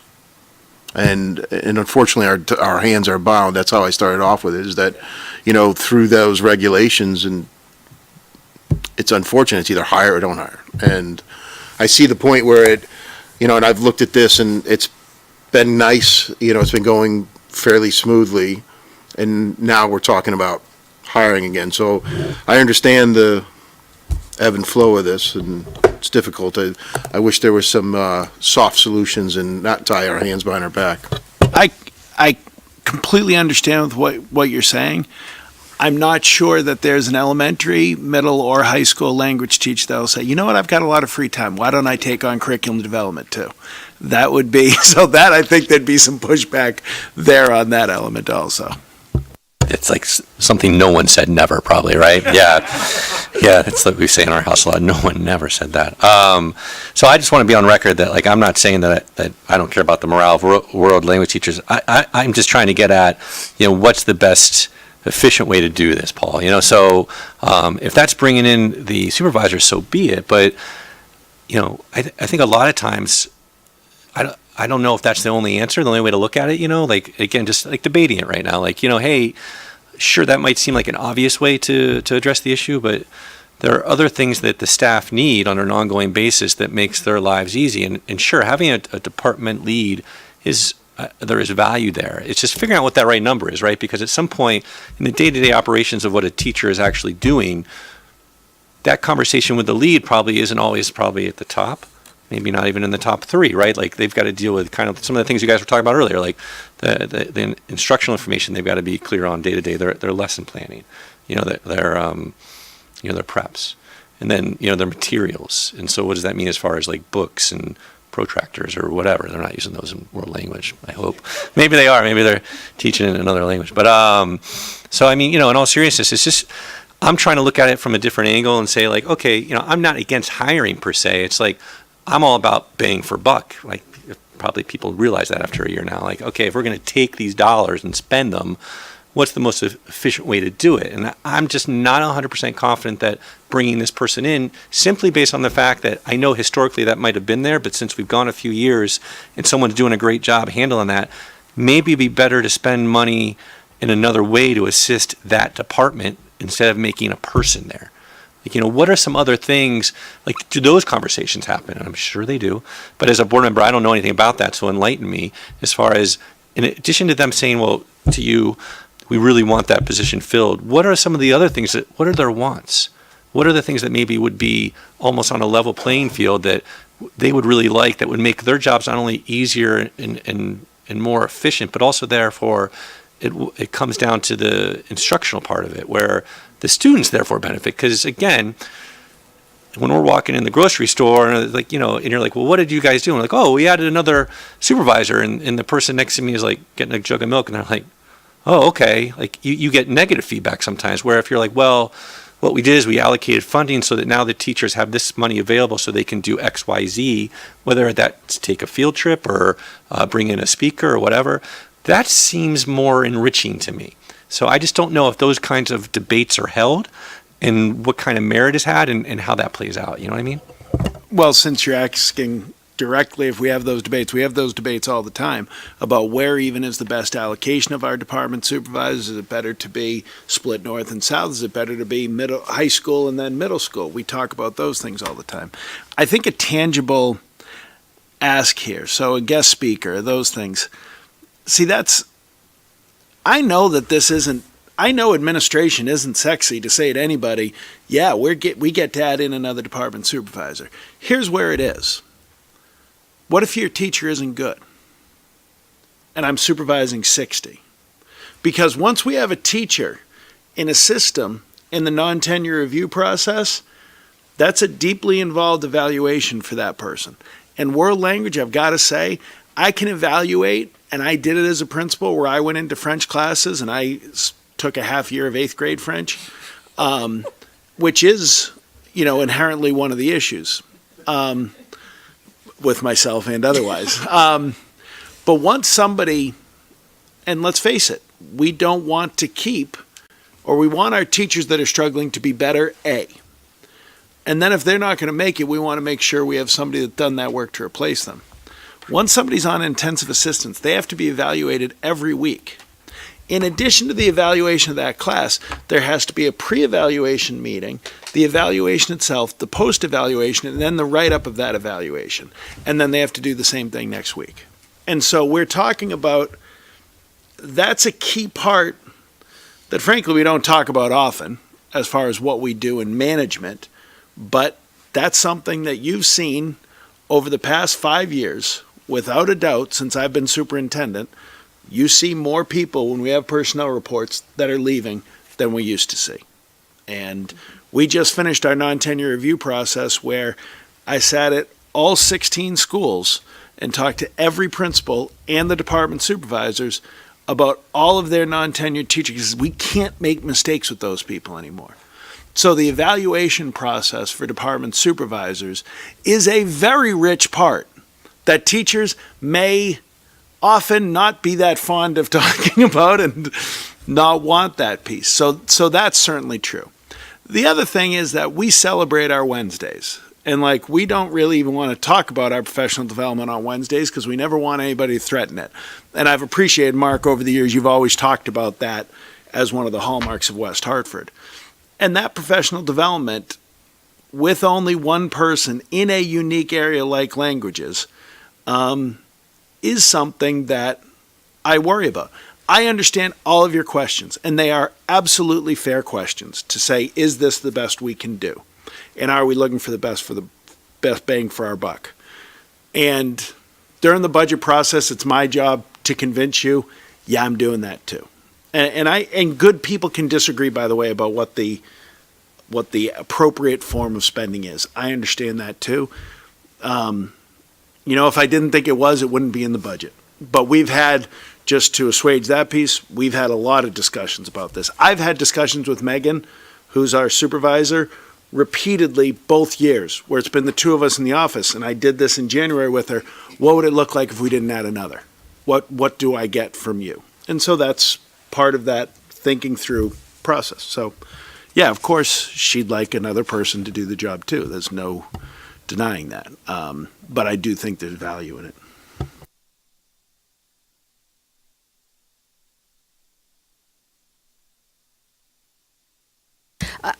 I have to say, I think I feel like Mark, which is I completely agree with Rob, but feel like maybe there's another way, but I can't find it. So I'm going to ask a really stupid question, which is, what about a half a position? Would that meet some of the? I'm not saying that would make much of a difference, but I totally hear what you guys are saying. I also recognize that we have been moving forward okay this way, and so you could make a case, and I would believe it for like 75 things, but I'm struggling here. So I'm just wondering if in fact the answer is yes, we need another person, can we do with less than one person? Or is it all or nothing? I'll offer something. I'm not going to answer all or nothing. I think you guys are asking very appropriate questions. This is your lane. This is what a board does, decides how to spend its money, and I totally understand the asks. I go back to Rob's question, what would a teacher ask for? Teachers, in my opinion, would probably, the top two things on their list of asks at all times are going to be more time. So if you can find a way to create that, you will make everyone happy. And then it's the concept of support. It's the concept of, and Tom's laid out examples about our new teachers, and he's laid out examples about teachers who might be struggling. And I would only add to the equation, everyone in the middle, and everyone in the middle, or everyone, in between, because I don't want to paint it as the middle as if they're average. We have exceptional teachers, but we have a model of continuous improvement, and folks always want that help, that support, and that constructive feedback that's going to help them to continue to improve. Even if they're great, how do I become greater? And that's what we want to cultivate and develop. I think that's the reason why the superintendent has put it back into the budget. I think there's acknowledgement that it's a big ask. We're a people organization. Chip's spent a lot of time saying, the grease is the grease, and what we're asking for is another cog on a wheel, and we know that the cogs are expensive. So the opportunity for a person to be able to have feedback is and have that content-rich discussion and have a partnership to spread the work in the curriculum development and the professional learning and the teacher development is where it stems from. At the end of the day, based on how you make your decisions, my job, the job of everyone here, is to then make that work. So I won't say all or none or half or 2/3. I'll say I understand your questions, and I simply want to do nothing more than help explain the value of the position as we see it.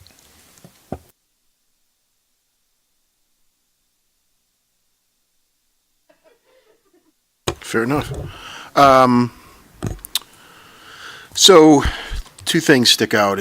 One is Tom mentioned the non-tenure evaluation and looking at that. And then again, I put my business hat on in the GE model where they get rid of the top or bottom 10% of their staff every year to so the herd's not slowed. So if this particular supervisor can't evaluate properly, there's an old saying, do we spend money educating our workers? And can we afford it? And I know I'm double talking here, and can we afford to pay to educate our workers? Can you afford not to pay to educate your workers? What would you do if you didn't put back into your workers, and that continuing education?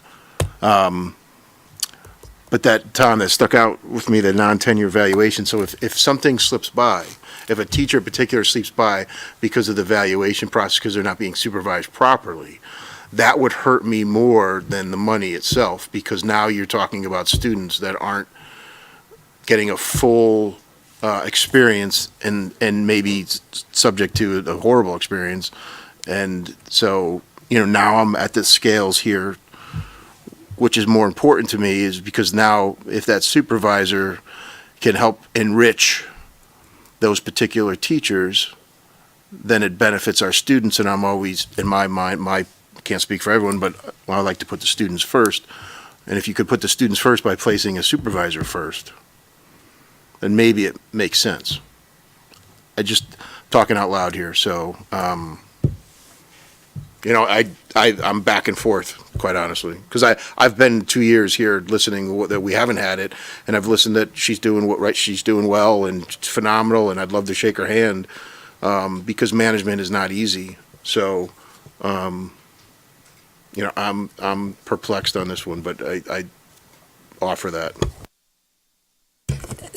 So with this talk, my question is, and I will preface by saying I certainly want to be fiscally responsible in any line item that we are reviewing, but what I'm hearing in terms of this position is that this is a proactive measure moving forward. But I'm also hearing, and correct me if I'm wrong, in terms of how things have been, they've been going well, but I'm also hearing that there's room for improvement.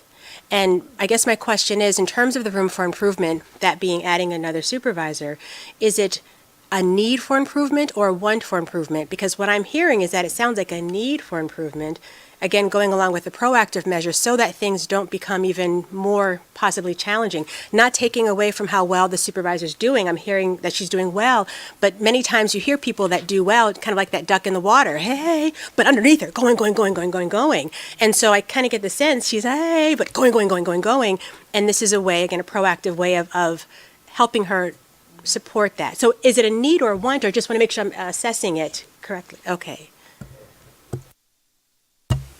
I say this with the things in the budget are all needs. The wants aren't there. And I know some people won't believe it. I kind of take umbrage if you don't believe it. I take this job very seriously. So yes, I believe that the position is a need.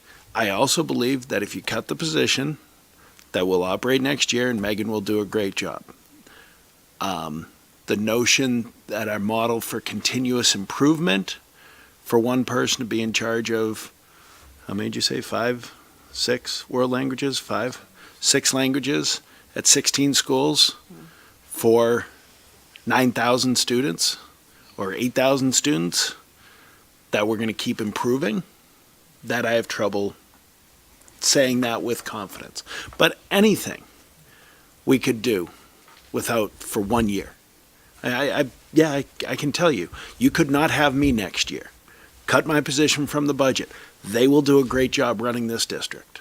I promise you they will. Long term, is that the best way for a district to operate? That's the question. Don't get any ideas about I could go to a lot of UMass games with what we say over there. Don't worry. You thought that was coming. I had no zinger there. I'll save that one maybe for next time. That's funny. So, to your point about the top 2 things, thanks for saying that, because, you wonder, and actually I've heard time. I look at support as a bit of a, and don't take offense to this, as a loaded term, because support can be a supervisory type role. Support can be a lot of other things though too.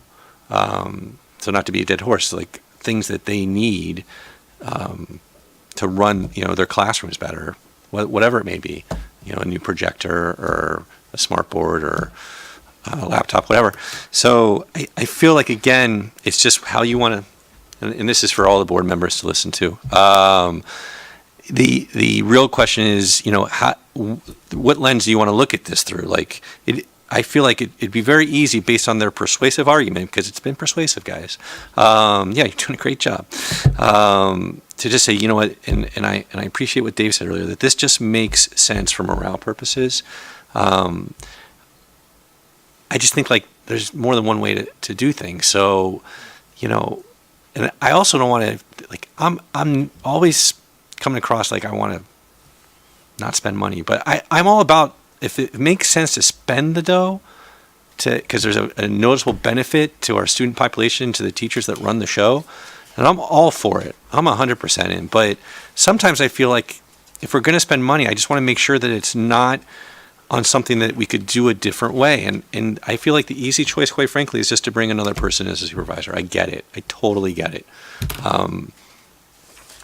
I don't work in schools. Everybody knows that. I'm a business guy with real estate, but I manage people too. And I understand the diminishing returns of, if you have too many folks that you're trying to watch, while the cat's away, the mice will play, kind of thing, right? But I do want to take issue a little bit with what you said about the review process and the non-tenured folks, because I don't want to speak in absolutes where it's like, well, if we don't have that person, then some of those people could slip through the cracks. Because quite frankly, that could happen anyway. Putting a person in that position isn't necessarily going to solve that problem. That's not going to solve that issue. There are always going to be bad teachers, unfortunately, that slip through the cracks. It's probably rare in our district. I think it can happen regardless if someone's minding the appropriate staffing levels. If Megan's overwhelmed, then maybe that's an easier thing to say because she's one person. But I think there's probably historical evidence that there have been bad apples that have got through the review process, because that process isn't a uniform process that is going to be worked out perfectly every time anyway, because we're talking about people managing people. It's messy. You guys know that better than anybody. So again, like, those types of reasons make me skeptical, Tom, and they just do. So again, good people disagree. I like that statement. I think we're all good people at this table, and we all, so if I go off on a tangent for a second, there was a unified basketball tournament today, middle schools. It was a wonderful thing. You had people there from half a dozen or more, maybe more, different school districts. And you had regular ed kids, and you had special needs children. And I told myself I was going to hold it together. And sorry. And you had kids of all different racial backgrounds, and I'm sure all other types of backgrounds, working together as teams. And the really neat thing that happened was that you had kids from different communities that were on opposing teams working together. It's the best kind of sporting event. Someone that I know really well that I respect a lot told me that if all sports could be like unified sports, man, that would be something. My reason for bringing that up is that I know that there's a diverse opinion sitting at this table among the seven of us, let alone, I'm sure, within your administration that aren't even privy to.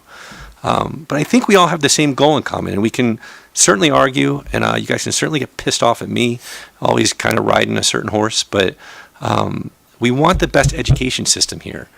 And so I'm just trying to make sure that we all are thinking about that when we make these decisions. It's always easy to take their recommendations, and this is no disrespect, and just say that's the best way to do it. That's how we should spend our money, or that's how we shouldn't spend our money. I just feel responsibility as the board to question them and say that I appreciate where they're coming from, but maybe sometimes as a board we should say, go this route.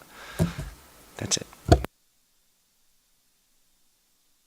Thank you, Rob. Anybody else? Okay, we can move on. Good night to you all. Why don't we take a 10-minute break? 10 minutes. Oh, 5-minute break?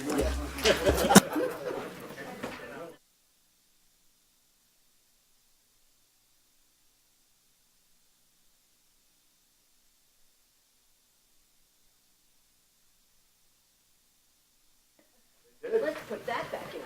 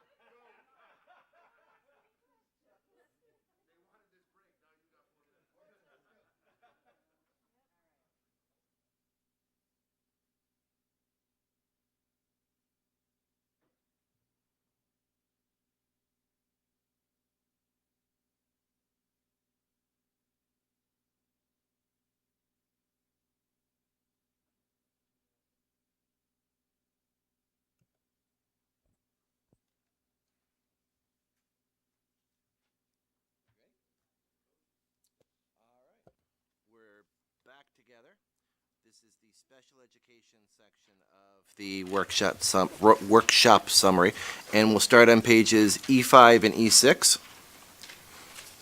For the staffing changes, we have a 1.0 increase in teachers for 1920 to meet the needs at the elementary level in intensive academic programming. For the intensive behavioral support program, we have a 0.5 increase from adopted to current based on student needs at the elementary level. We also show a 1.0 decrease from our adopted to current as one of the school engagement positions that we talked about adding is reflected as a social worker on page E24, and we'll come to that position there.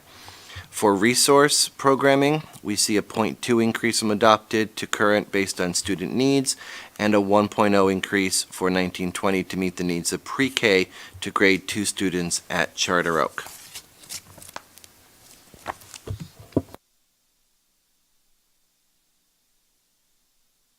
Anyone have any questions? You have to explain that. So, all right, so there are really no major program changes.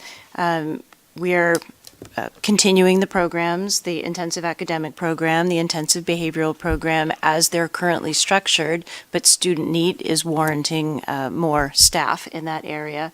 And then in the resource program, the Charter Oak necessitates an additional person because currently we're seeing a pretty dramatic increase in the number of students who are accepting positions in the pre-K part of Charter Oak that have IEPs.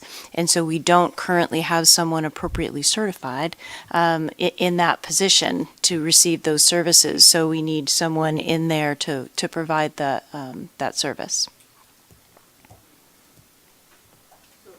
Question. I was wondering, what's about the average cost for services per pupil or student around some of this behavioral needs or the IEP, or as students come into our district that are in need of these services, do we have an average cost about how much that would be?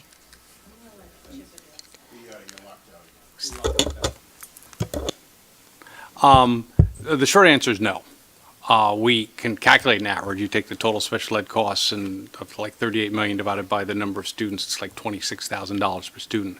But that can range anywhere from $4,000 or $5,000 for a student who's just getting resource to, a net of $150,000 for a high-cost out-of-district, outplaced student. So it's highly variable.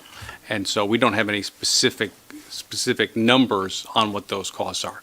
But it's substantial. I mean, that's in addition to the regular education cost for those students that's in there.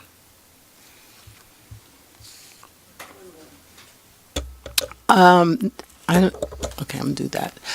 In terms of the levels, whether it's elementary, middle, or high, are there any, how do I want to phrase this?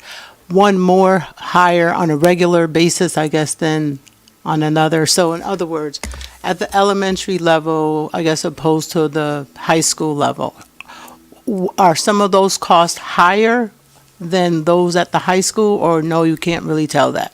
They can vary or balance out? It completely depends on what the student need is. So we have students with intense needs, both medically, and those are often our students with the highest cost medical needs, as well as their educational needs. At each level, that can be very intensive, and that usually has to do with the number of staff that are involved in meeting those students' needs. I think it's interesting because this kind of goes along a little bit with Mark's question about reading specialists, where is there a funneling or dissipation? Well, you'd like to believe there is, except for things come on at completely different ages, depending on what we're talking about for a child and how that need manifests itself. As well as some consistency in support needs from preschool all the way through high school. We have some students who, no matter what the intervention success rate is, they're still going to need certain supports. So Gretchen, the resource program under the one increase for the pre-K to grade 2, not that it matters just for my own knowledge, is that something that the state mandates, like, okay, now you have X amount in pre-K at Charter Oak, or is it something that you evaluate and say, hey, we need this? So all the students that are coming into Charter Oak that have an IEP are coming out of the birth to 3 system. And so it's our responsibility, once they transition from birth to 3 into a public school system, that we provide that evaluation and determine what their need is. And so that's where most of our students come in. Some of them will enter the lottery and enroll in Charter Oak, and they haven't had a preschool experience before that. And we realized pretty early on that there may be some support needs there. And so we're bound by Child Find to do an evaluation and determine their appropriate level of supports. So I'm guessing that, so grade 2, so PK through grade 2, is that if we're increasing, then maybe some new students are coming in, not necessarily the first and second grade, but they'll cover. Is that? So we currently have 2 resource teachers there, and they split the grades right now. So with a 3rd resource teacher, it would be PK through 2, and then 3 through 3, 4, and then 4, 5. And that's where our larger numbers are. And so so we would be adding a 1.0 so that the caseloads would be more manageable.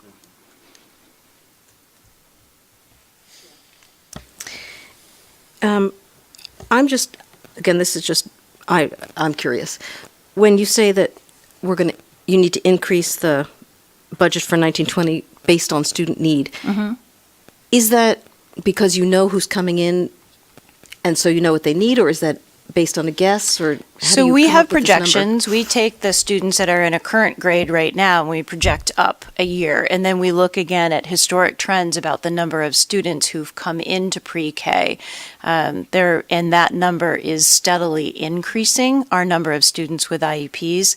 And then another kind of situation that we talked about at one point earlier this year was the number of students that moved into our district with IEPs, which is very, very high. And we saw a pretty significant blip this year, much higher than average. I think, Chip, you said in the past we've averaged like 30, 35 move-ins with IEPs. And this year we had... A net move-in. Yes. A net move-in of like, I think even less. And this year we had a net move-in of 60 IEP kids.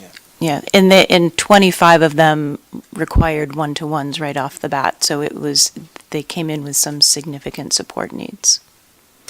Okay, thank you. I still don't really fully know where Strive and stuff come. I know you mentioned it on the next page, but I don't know, like, if I get to ask the question here. So I'll just ask. You can ask it anywhere. No, I'll just ask the question in a separate question, which Sure. I'd never thought of until we started talking about this, which is, if we have an alternative program for kids with different needs, like Strive in high school, do we need such a thing in the middle school? Yes, we have them. Oh. Yes, they're just housed in the middle schools. Okay. So that's already plugged into the Yes. system? Yes. Okay. It never occurred to me to even Yes. ask. I don't know why. Yes. So we have 2 intensive behavioral programs specifically at the elementary level. We have one at Sedgwick and one at King Philip at the middle school level, and then we have Strive. Okay. Thank you. All right, and so I'm going to ask my 2 Strive-related questions Sure. because I don't know where they come in. The first is that, I think this is Strive, but anyway, when we added the food person, the Okay. restaurant person, we did it, I think, a half-time position or something like that, and it was kind of experimental. And so my question is, how did that experiment work? Are we keeping them? Are we how do we feel about So it? we put some resources into 2 new programs this year, and one is our culinary food service training, and that's for our post-secondary students. That was designed for our 18 to 21-year-old population. And so I can give the update on that right now if everyone wants to hear that. There may be another place in the book, but we can certainly talk about it. And so for the culinary and food service, we were able to really retrofit and modify the kitchen in that building that hadn't been used for a long time. And so it is now a standard commercial grade kitchen. And so we did hire a culinary food service trainer, and she's not a part-time position. But she's also not a teacher. She's so not it's a teacher. The same, so the salary may look, so that's the, yeah. Yeah. No, that's fair. Yeah. And so she's there 5 days a week, but she provides culinary instruction 4 days a week. And so we currently have 12 students who have gone through the culinary food service training. And I met with her this week and just got an update on all the things that they've been doing. And so she has wanted me to report to you that they have worked on food storage, measuring, baking, jams, canning, and chocolate, pasta, vegetables, and sauces, which they will be highlighting at West Hartford Cooking at the end of the month. And they really work in 4 curriculum units, and that's Safe Serve, and all of the students who go through the program will eventually be certified as Safe Serve trainers. It may take some students longer than others. Front of the house, prep cook, and dishwashing. So those are the 4 curricular units. And all the students who have gone through the training this year, they will be slated to do internships at the West Hartford Health and Rehab Center next year, that they've established that connection.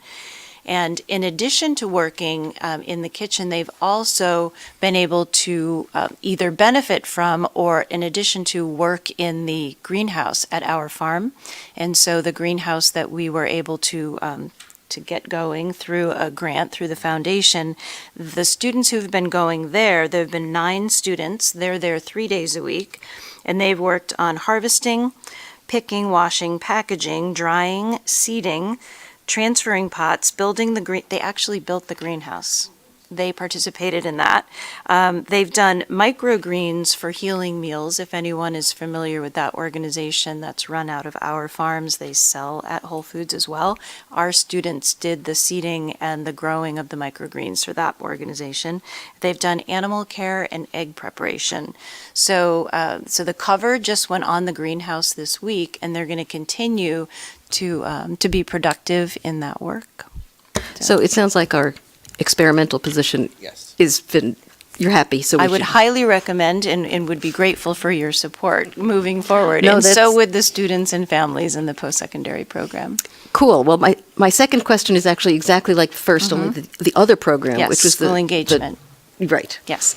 So we had identified a large number of students in the 60s throughout the district that were having a very difficult time attending school with regularity. And these were elementary, middle, and high school students. So we proposed a school engagement team, and we were able to, with the town's cooperation, find Beachland House as a home for this program, and we are happy to report that they will continue to allow us to use Beachland over the next few years, which is terrific. And so we have a teacher in that program. We have a certified marriage and family counselor in that program, and 2 TAs. And so we have been able to provide services for 14 middle and high school students who were not engaged in school at all, that are now currently coming with regular attendance.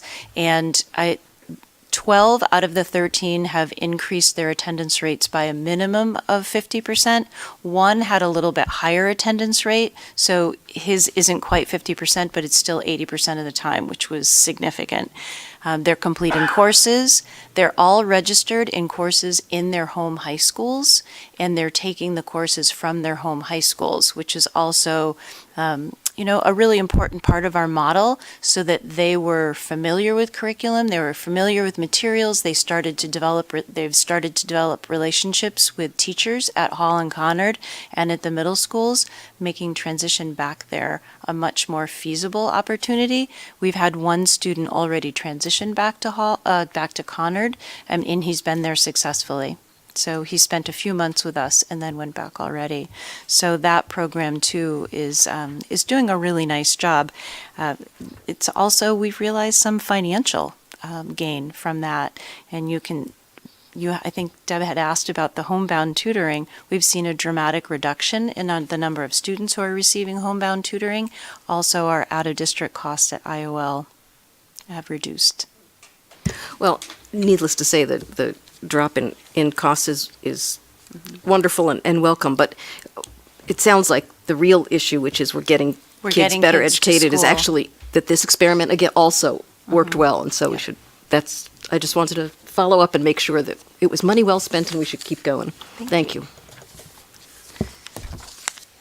Any other questions? Sorry. So I actually had a program question versus a budget question. So I'm glad everyone's sitting down. I was just looking at the description for the intensive academic program. And could you maybe illustrate a little bit or educate me and other members of the board as far as, it's my understanding that the post-secondary program begins at 18, correct? Has there ever been any discussion, and Tom's probably going to say, well, of course we've talked about that. So please, educate me. And as far as bumping that up before they're 18 to maybe when they're 15 or 14 and just giving them, because generally this population of students needs more time anyway to develop skills or what have you.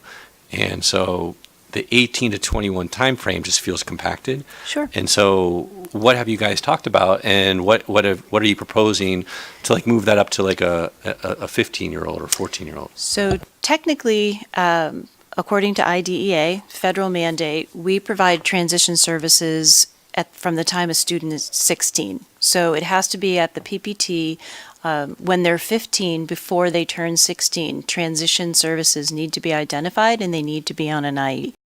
And so what that looks like depends on the student. This is all students with an IEP. And so for students in the intensive academic programs, they do begin those services appropriate to middle school in middle school with more functional academics, with vocational prep skills, with transition skills, and then again in the high school. So students in the intensive academic programs in the high school go out for jobs. They do jobs within Hall or Conard, and they also go out in the community. And so they begin their vocational training in high school. We also have 2 transition coordinators. One works with the high school students, middle school and high school students, on the transition trajectory between middle school and high school, teaching CAVE, which is one of the classes that students are offered in terms of employment and post-secondary goals. All of our intensive academic teachers also teach transition type classes within the high schools, again, appropriate to the setting. We follow the federal guidelines on what should be taught when, and make sure that students are meeting all of the requirements of the Transition Bill of Rights, which is mandated by IDEA. And so the 18 to 21-year-old program is inherently a program that meets the needs of students after they've earned all their high school credits. So all students that are going into the 18 to 21-year-old program have earned enough credits to graduate from high school, but they defer their diploma so that all of their time is spent on transition skills, not on earning academic credit. That's great. So what are you doing, though, for expanding? Obviously I understand how, IDA works and the threshold of 16, but what are you doing, though, for the middle school kids that potentially could benefit from pre-voc training? At the 7th grade level, I'm thinking really in 8th grade level. So, and like I said, the intensive academic teachers at all 3 of the middle schools are engaging in those pre-voc activities within their programs. Like what? Self-help skills, socialization skills. They're working on functional skills in math that would lead to pre-vocational type of activities. Again, a student in 7th grade is not ready to use those skills in the community, but they are practicing those within the school environment. Oftentimes, middle school students will have jobs within their classroom and within the school. You're welcome.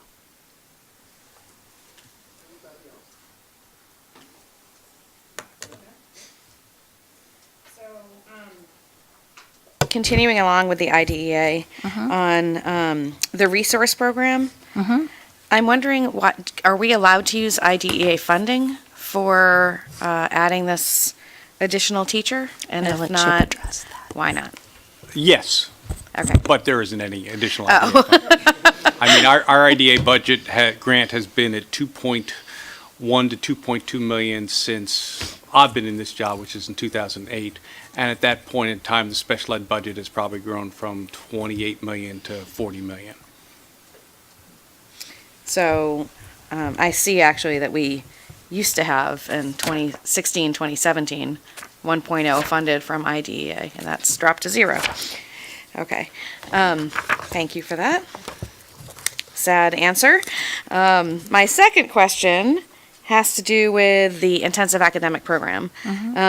And this is a program where students either go to Norfolk, Whiting Lane, or Walcott, regardless of where they live in town. They're sent to one of those schools. And I guess that was sort of based on, historically, that's where space was for those programs. Right. So what happens when they're ready to go to middle school and high school? Do they go to the middle school and high school that, with their peers that they've gone through elementary school with, or do they go back to whichever one is the appropriate one for where they live? So when we're looking to place students in one of the intensive academic programs, we try to place them in one that is on their side of town because we want that transition to go smoothly. But we do have to take a number of things into consideration, and at the end of the day, the best needs for the student need to be met, and if that's not in the right side of town, that's not where we're going to, where we're going to send them. We're going to actually enroll them in the program that's going to meet their needs the best. So in those cases where a student might be going to a school that wouldn't be on their homeschool trajectory, we'll have that conversation with parents and say, it's our recommendation that you go to your home district middle school and high school because eventually they are going to make friends, and a lot of the students that they had been with before, they'll know they have unified where sports or unified theater where they have experienced, friendships all over the district. If there's a particular reason on an individual basis to keep a student on that side of town that's different from where they are, we will do that and we will honor that. But it's done on a case-by-case basis. Okay, thank you. You're welcome.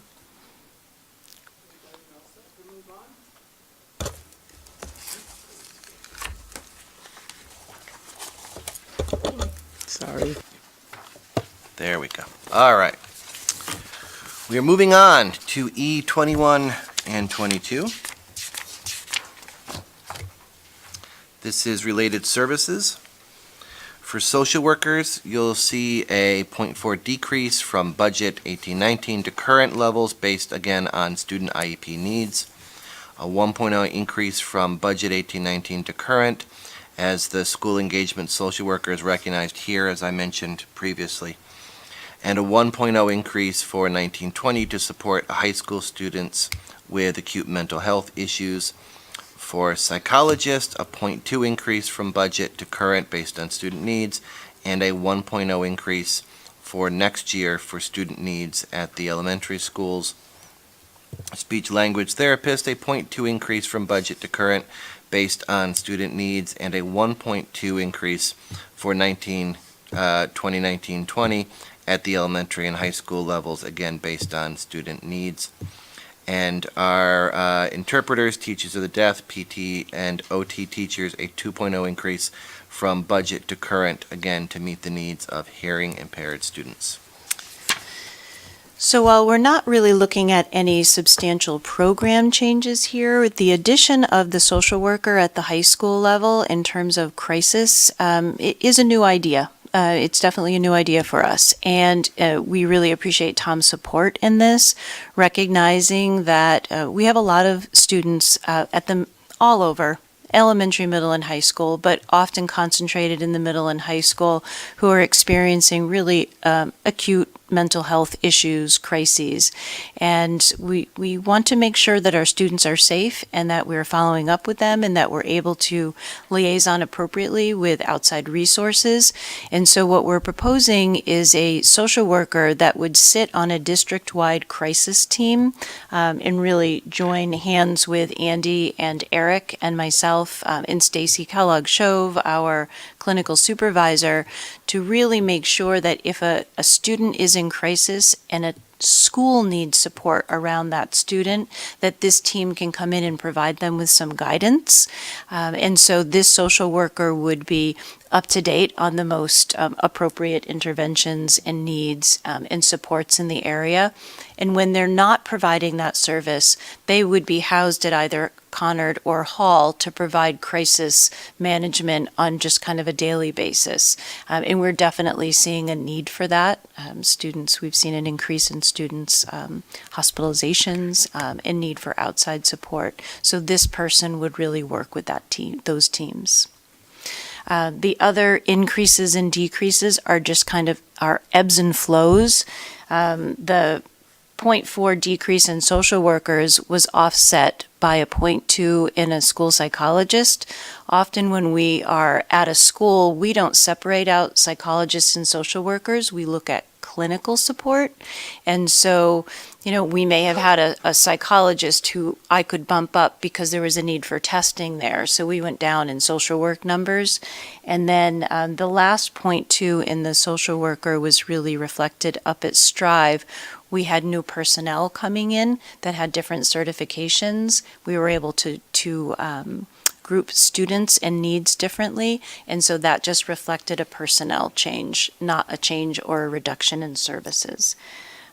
In terms of the psychologist at 1.0 across the elementary schools, these would be FTEs spread across several schools, and again, it's to meet the needs, the testing needs. We have seen a pretty good increase in the number of referrals, and so we want to make sure that we're supporting our staff, that they can do these evaluations and these assessments as well as meet the needs of children. The speech and language therapists, the same. We're seeing an increase in referrals, but also an increase in the number of hours required to meet students' needs throughout the district. And so this is not one person, it's FTEs spread across multiple schools at all three levels, elementary, middle, and high school. And then in terms of the interpreters, we did see an increase this year in interpreters because we had a larger number of students needing interpreters at the high school. And when a student needs an interpreter at the high school, they really need their own person there, because if you are using a shared interpreter, then students can't do individual work, they can't do group work without being paired with that other deaf student. And sometimes that's not their preference, and we want to be able to honor their individuality within the high school setting. So that was the need for the interpreters.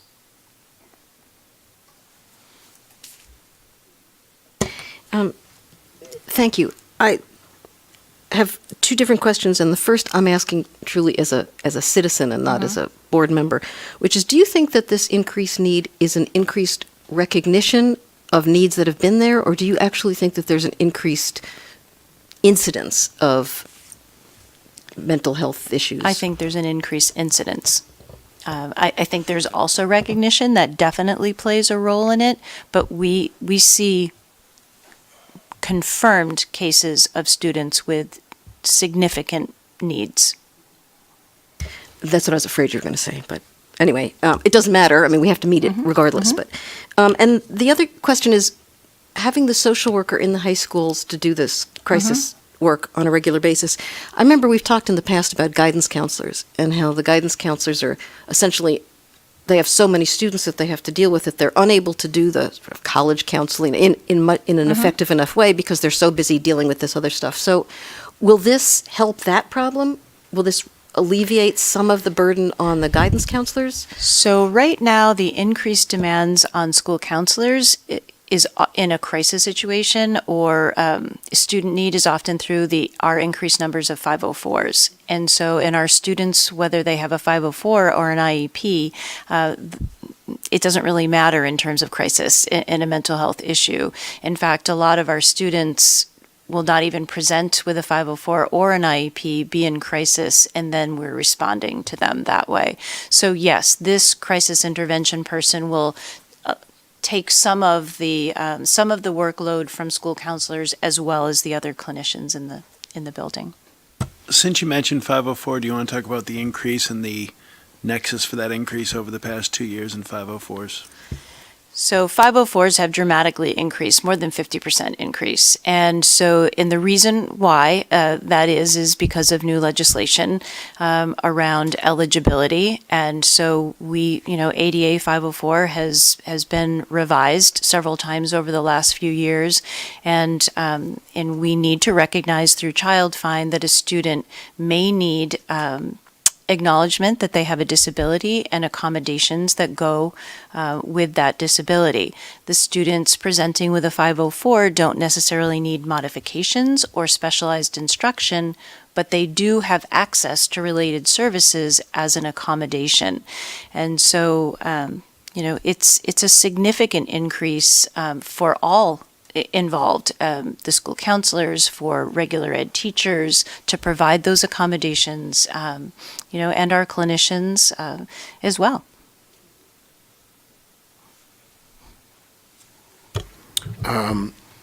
Two questions. What, in your, I guess, professional opinion, why the increase in services, and is it environmental, chemical? I mean, why are we seeing this uptick? What's going on or out there that, and then the second question is well, go ahead with that one first. If I had an answer to that, Well, that's what I'm thinking. I'm an entrepreneur, so we're trying to work out. Yeah, I get it. That makes a lot of sense. I don't think anyone has an answer, and I don't think there is one answer to that question. Is it nationwide? Is it? Absolutely. It's nationwide. It's everywhere. I meet with a cohort of directors from this area. There are about 18 of us that meet once a month, and it's pretty much all we talk about, is how is everyone meeting the needs? That we are seeing pretty significant increases in the number of students with mental health issues at all ages. At all ages. And I've mentioned it because we'll hear about kindergarten, first grade incidents of extreme behavior. And that is when I'm with superintendents from across the country and we're sitting around at 10 at night, that's the subject that comes up. What are you doing? What's happening here? So it's something that people think, what's happening in my child's classroom? This is a national issue.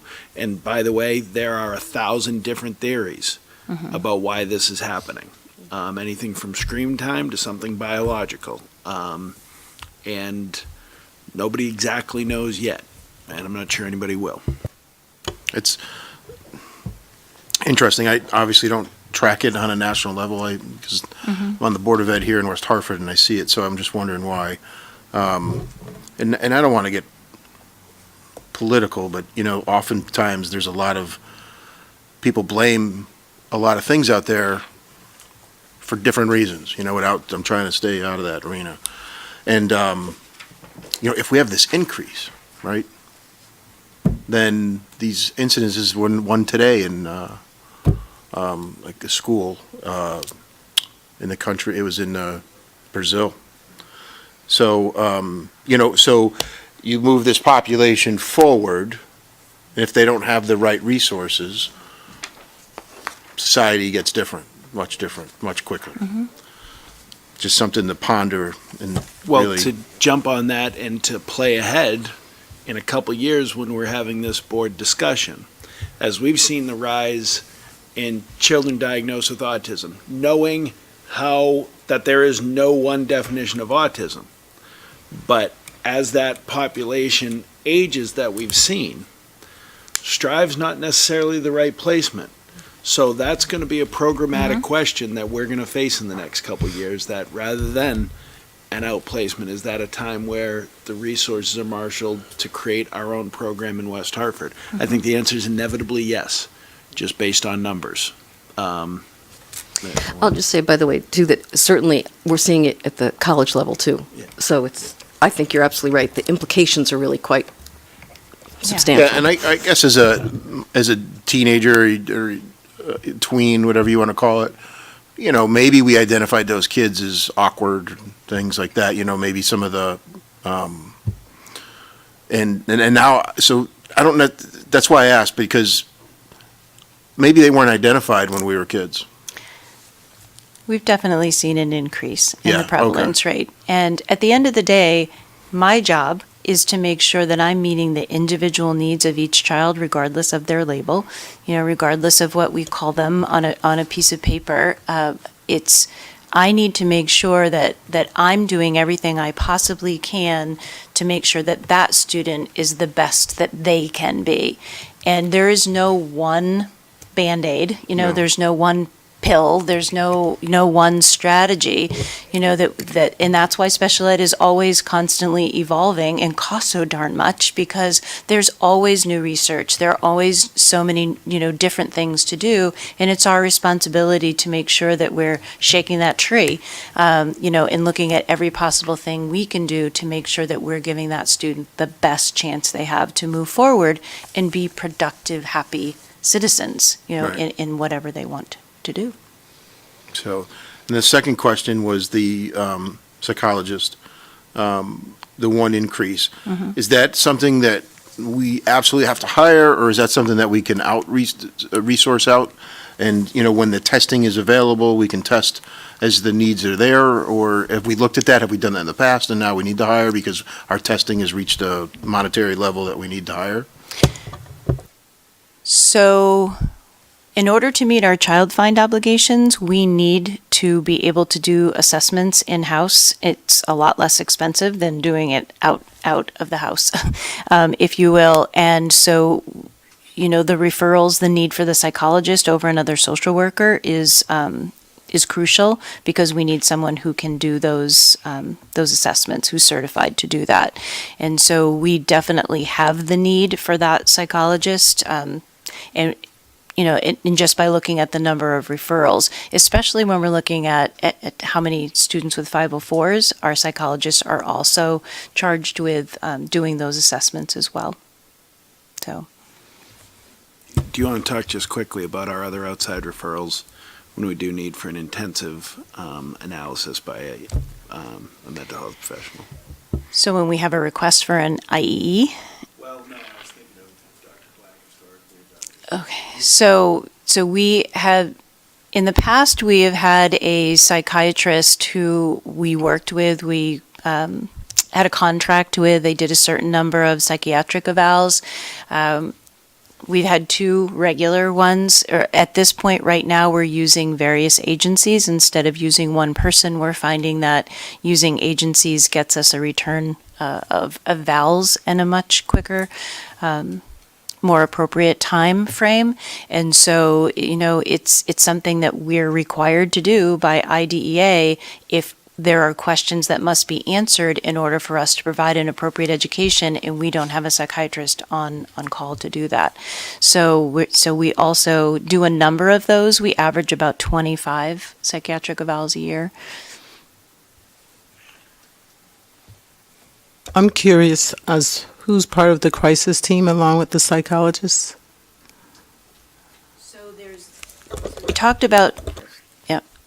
We talked about a district-wide crisis team in terms of those people that really own the expertise around that, and that would be the social worker, Andy and Eric Dempsey, Stacy Kellogg-Shove, who is our clinical supervisor, and I would be part of that. And so we would serve as the district-wide crisis team, but each building is required to have their own crisis team. Unfortunately, the state has a name called the PMT crisis team. I'm required to maintain that, and that is the building administrator and any personnel that the building administrator deems appropriate to be certified in physical management training, PMT training. We have one of our trainers sitting back here. And so it's anyone who responds to a crisis, a behavioral crisis within the building. Each school also has a different type of crisis team, and I don't know if you want to briefly give an overview. If there's, if a limb falls on the building, there's a different kind of crisis team. Yeah, each school maintains a crisis team that if we have a death with a student or an issue with a parent that may be catastrophic or anything like that, that the principal will pull together to make sure that resources are brought to bear. What this is looking at with the social worker here is really a threat assessment type triage approach. Right now, we have a threat assessment protocol that we follow when we're concerned that a student may be at risk to himself or to others.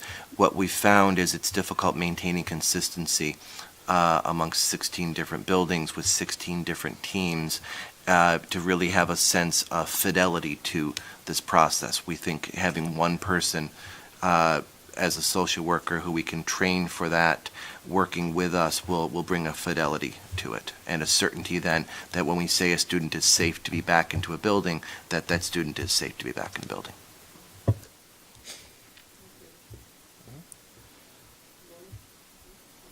Ready to move on?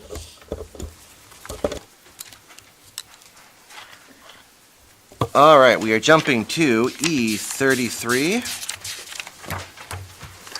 and 34.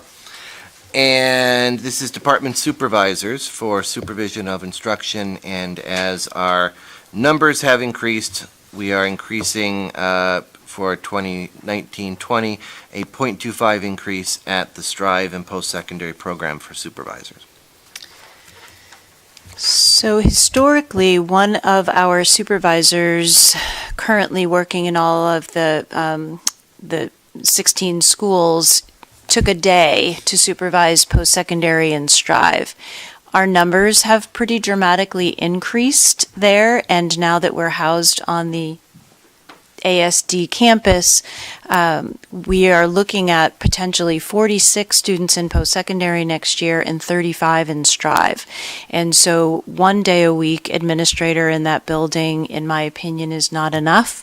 I need somebody there hands-on a few days a week. And so with a 0.25 increase, Rhonda Merriman, who's currently there, would be able to be in the building most of 3 days a week. And so that would provide coverage, supervision, and evaluation for a growing population of students that present with some challenging needs. Do you think eventually, and I know what the answer is going to be, but I just want to hear it, that that's going to be someone in that building 5 days a week, the way the population's growing? If it continues to grow, Yeah. I'll need someone there 5 days a week. I Yeah. don't know that it's going to grow, and I'm more than willing to step it out and take it as a need-based. And right now, I feel comfortable with her being there 3 days a week. And so I just want to take an opportunity just to highlight one of the big changes on the dollar side, which is in the teacher assistants, which you see is growing by almost $600,000. These are all the special education teacher assistants. We have substantial churn in those TAs and a substantially increased need. Currently, we have 25 more special ed TAs than we had budgeted. And in addition, to try and maintain those longer so they don't turn over as much, we're proposing increasing both the TA and the sub-pay rate, which we'll talk later on, from about roughly $10 a day. Right now, the special ed TAs get a $95 a day rate, and that would go to $105 per day in 1920 to try and meet that need. We're meeting a greater and greater portion of our special education one-on-ones with the TAs, and we find that we need, in this very tight labor market with unemployment at historic lows, we're going to need to increase our pay rate.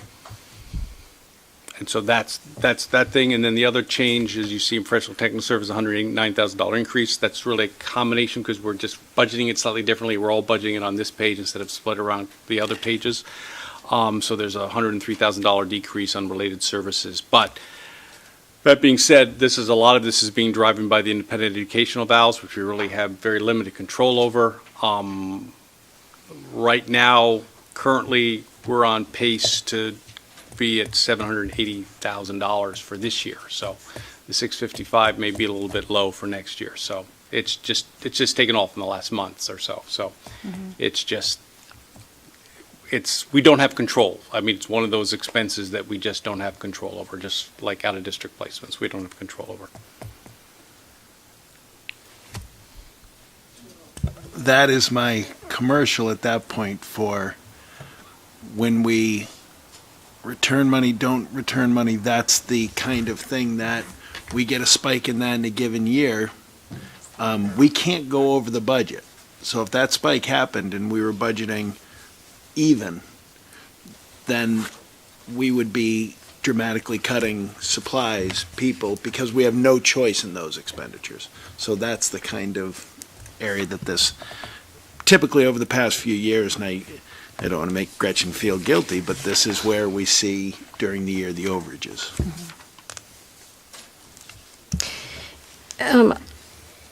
I'm just curious, we've sort of talked about this over the past few years, but with this growing population and growing diversity of needs, do you foresee an expansion of these kinds of programs?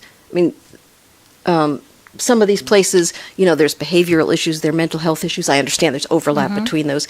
There's outplacement. To a certain extent, it seems to me, it sounds like we may be heading towards enough kids with different sorts of needs that we need to build new programs here so as not to have to do outplacement. Is that correct? Am I reading that correctly? In an ideal world, yes. We would build a program here. I still think that we would rely on out-of-district placements for a number of different reasons. However, 2 years ago, I proposed increasing the IB program at the elementary school, so we opened up a second one at Morley, and that's been significant, and we've prevented a number of students from going to out-of-district placements. I would like to argue that our intensive academic programs at the elementary school are superior in many ways to the out-of-district therapeutic placements, significantly superior in many cases.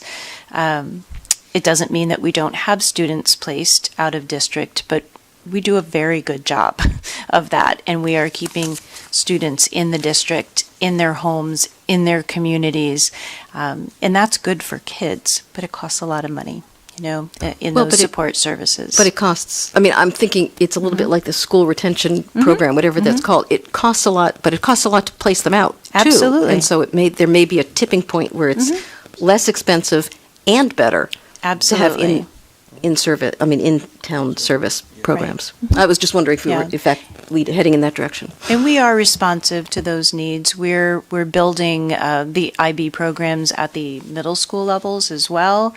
We're seeing some increased numbers there. We're always striving, continuous improvement, to do a better job, looking at a targeted PD, so that we can meet those needs and prevent students from going out.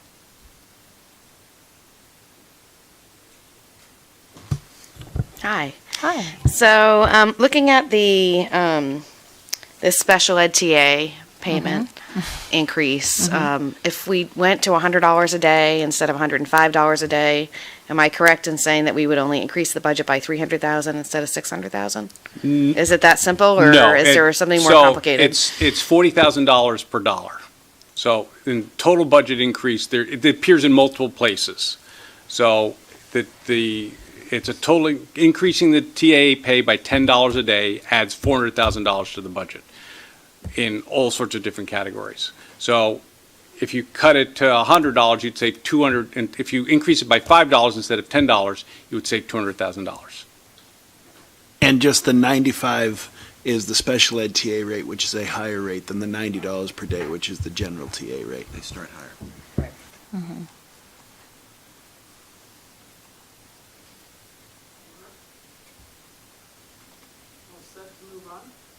Okay. All right. All right. Thank you, Gretchen. Thank you, Gretchen. Very welcome. All right, we're going to jump to F2 through F5. Start on F5. Yep, start on F5. So the first change on F5 is a 0.7 increase from current to 1920 budget to reflect the transition, it's been a long night, of our Director of Diversity Advancement and Community Engagement to full-time. As you know, this proposal moves Rosanna Haskins' position full-time into the general fund. Her previous responsibilities, supervising continuing education, summer school, and mandated adult ed programs, will be absorbed by other people whose funding will be provided by those funds. Continuing ed enrichment program will be taken over by leisure services, by the town, and so this is a 0.7 increase to the general fund, but is really then offset and awash by the different grant funds and such that you see when we do the financial reporting. You'll see those other funds there. Technology support specialist is a 1.0 increase from 18-19 budget to 19. From the budget to current to enhance the support for Power School and other district-wide reporting needs.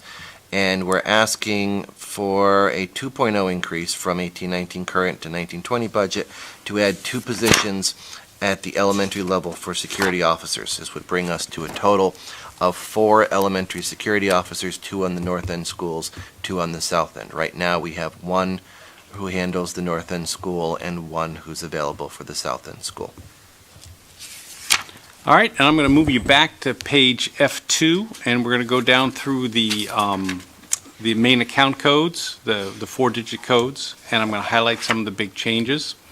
And we start at 5101, which is the administrative professional technical salaries. If you see in your workshop summary, you see in italicized type, it says information technology. So if you wanted to go see where it was within this section, you would go to the information technology page, and that's where that particular one, the major part of that changes. Obviously, we have our normal contracted salary increases and changes. Well, there's not really changes like the teachers, just contracted salary increases. But the biggest part of this increase is we added that 1 position. So we have 2 people now working on Power School and district-wide reporting at the IT department, and they're very much needed and going to be even more needed next year. In 5109, director salaries, that reflects Rosina going from 0.3. She's a 1.0 person now, but 0.3 in the general fund. She's now be 1.0 in the general fund. So we have to fund all of her salary there. In 5116, the 182,000 increase, about half of that increase reflects the normal inflation in those salaries, and the other half reflects that we've added 2 positions, total of about $90,000. Skipping down to 5180, teacher substitutes, we got about a $90,000 increase. That reflects a couple things. One is our current utilization of both long-terms and short-term subs, and then secondly, we're increasing the pay rate for the regular ed subs, which is where this is budgeted here, from $90 a day to $100 a day. And again, whatever you decide to do, this is, if you cut it in half, you'd save $200,000 across all categories. 5190 deferred compensation is up 14% or $60,000. That's the new hybrid pension plan that we've got going in. So pretty much all new employees go into that new hybrid pension plan, which is a better for us in the long term, but we still have this transition as people are still on the old system and on the new system. So this is that increase where we do the hybrid match. They contribute and get 1% a year for pension, and then plus there's a defined contribution of 2.25% that we contribute to their account. If you're looking at 5201, that's the big nut. That's it's always the exciting. That's always the exciting number. We overall have a 96,000 decrease, which is really great. I mean, it's good. It's amazing. So what this reflects really is a couple things, and I just want to make sure everyone understands this. First of all, currently we are self-insured for insurance. We pay Anthem about $1 million a year to administer the plan, but whatever the claims are, we pay the claims. We have a excess high-cost insurance. If the claim is over $325,000 in a year, they'll pay the balance. So we pay between $0 and $325,000 for every person on the claim. When we're going to move to the state partnership plan, we just pay a flat insurance rate. Okay, it's going to be $860 a month for 1 person, twice that for 2, 3 times that for 3. I mean, so we're just paying a flat. We're going to so-called fully insured rate. So this assumes the transition for all of those people onto to that plan.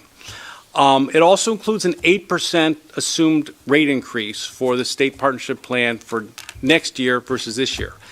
When the state partnership plan sets their rates sometime in early April, so it'll be most likely after you adopt your budget, so we won't know what it is. So our consultant is the consultant who's the consultant to the state, so I asked her, she said use 8%. So those are the numbers that we're using. We are still using the same risk management fund where we're not paying for these directly out of the general fund, but we're making a contribution to the risk fund. And depending on what happens with the premiums and how many people are in them and what plans they take and all that sort of stuff, we true that up at the end of the year type of thing. So there are substantial savings in switching to the state partnership plan. They mostly come just the way of the accounting, and it's kind of late now, so I can spend 15 minutes going over it, or we can hold it for a later date, but it primarily comes from the way the retirees are being accounted for. Currently, we pay the actual claims for the retirees, and so but we only charge them the active rates, so there's this implicit rate subsidy, so what they pay in premiums doesn't really cover what their costs are. Well, now that whatever they pay in premiums is going to cover their costs in this new plan, so we save some money there. The state has a more cost-effective Medigap plan for our Medicare retirees, which will be both benefit to them and a benefit to us. And then finally, the state is not an insurance company. I mean, I think the biggest thing is Anthem is an insurance company, and you're going through them, and they're in a business to make money.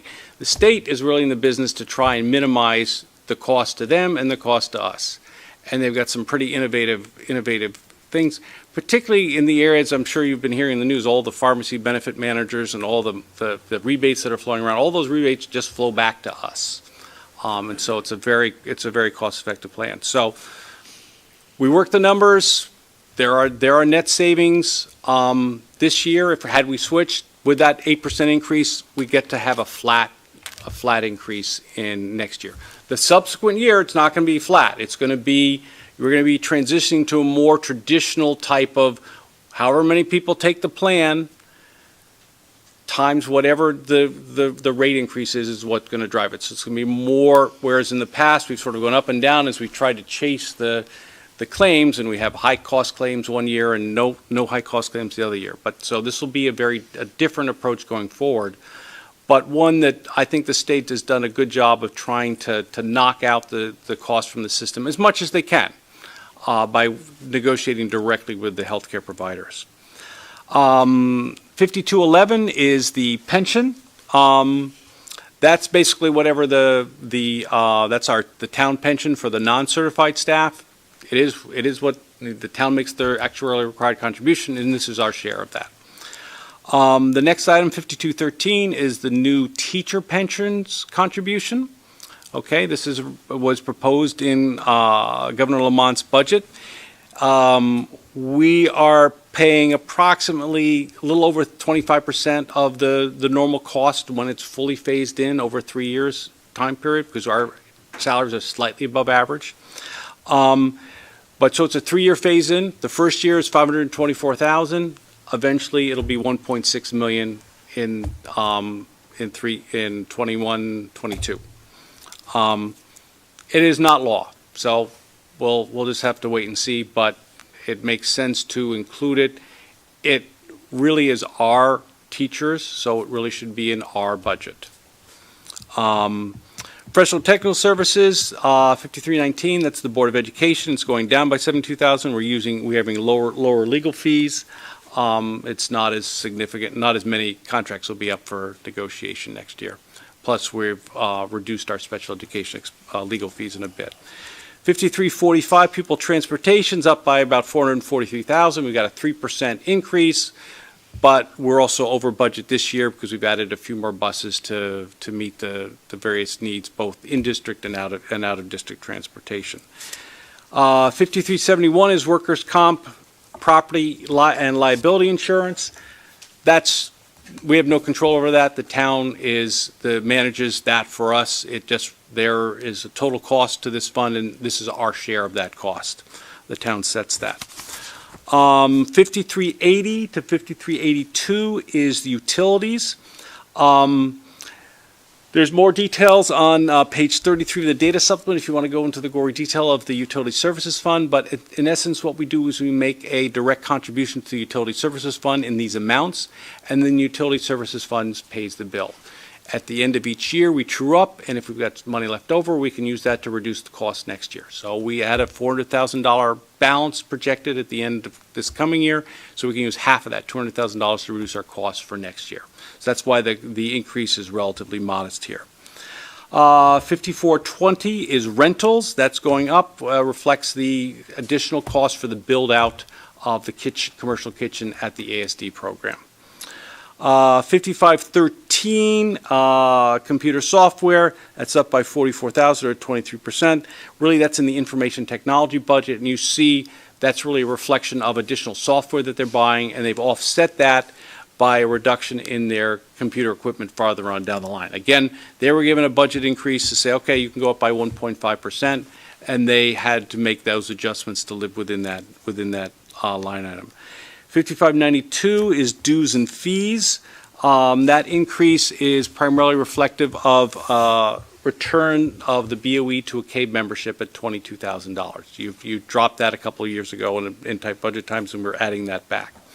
And then finally, 5642 is computer equipment, is a drop of $90,000. Again, that's part of that information technology budget, supply budget. Really, that reflects that transition of the IT expenses from hardware to software and contracted services. We've made substantial investments in our computer equipment. We're close to a 1-to-1 ratio now throughout the district in Chromebooks, iPads, and computers. Plus, it's important to recognize that this department has another $350,000 in the capital budget for technology purchases as well. So, any questions on this section of the budget?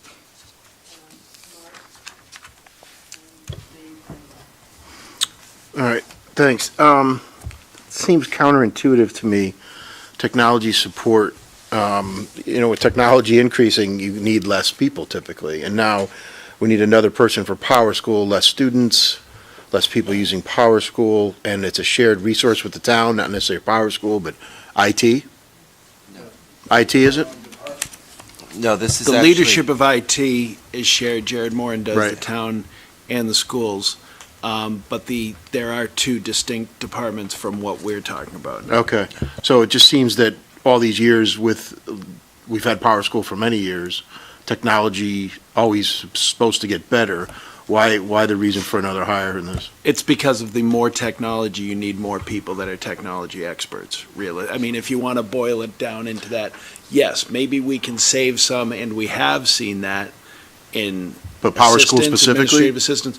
No, Power School Coordinator is one of the two positions that's on there, because so much is now included in Power School. So Power School used to just be at the high school, and it was just kind of a grading function. Now Power School is our catch-all organization, K through graduation. I don't know if you want to talk more about it, Chip. Yeah, we have the school messenger. There are just a series of additional programs and services that we've added that require, and the state has stepping up their requirement for, the CMTs. They're all online testing now, so there's a substantial need for to get more work done.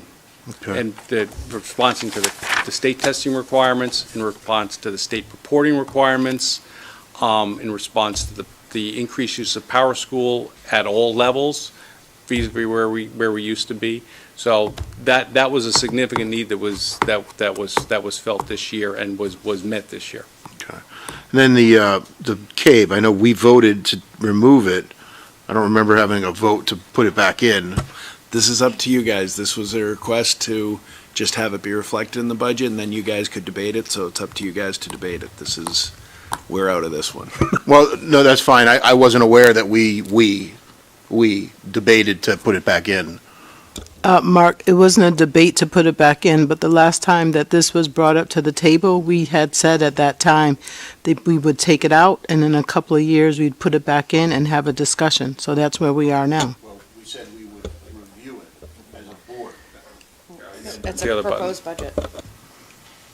No, we didn't. Well, you weren't here. Sorry, I was just saying that, that's not what I said. Oh. I said this is a proposed budget. Right. So it's not like we had any necessarily But usually when you input get in a putting this line item binder together. budget in, if the board wants a line item budget in, the board discusses it. It just doesn't appear. Tom didn't put this on. So It was my, we didn't talk about it. we didn't talk about, but it was my understanding from when we discussed it last, we said as a board that we would put it back in, and then we would have a discussion whether we wanted to keep it in or take it out. So I have a different recollection because I don't Okay. remember saying we would put it back in a couple of years. We talked about taking it out, and if times got better, we would talk about putting it back in. That's how we legislate. That's how we talk. We don't say we're going to do something. We say we're going to talk about doing something. And we never talked about it. Well, if it's in now, we can have a debate or discussion, and we can take it out if we all feel as though that we don't want The process want it in. on the paper is my issue. The process that is showed up here without us discussing it. Future agenda items, things like that. Do we talk about putting it back in the budget? You know, let's discuss it. We didn't do that. It just shows up. That's the process here. Hasn't worked, and now here it is.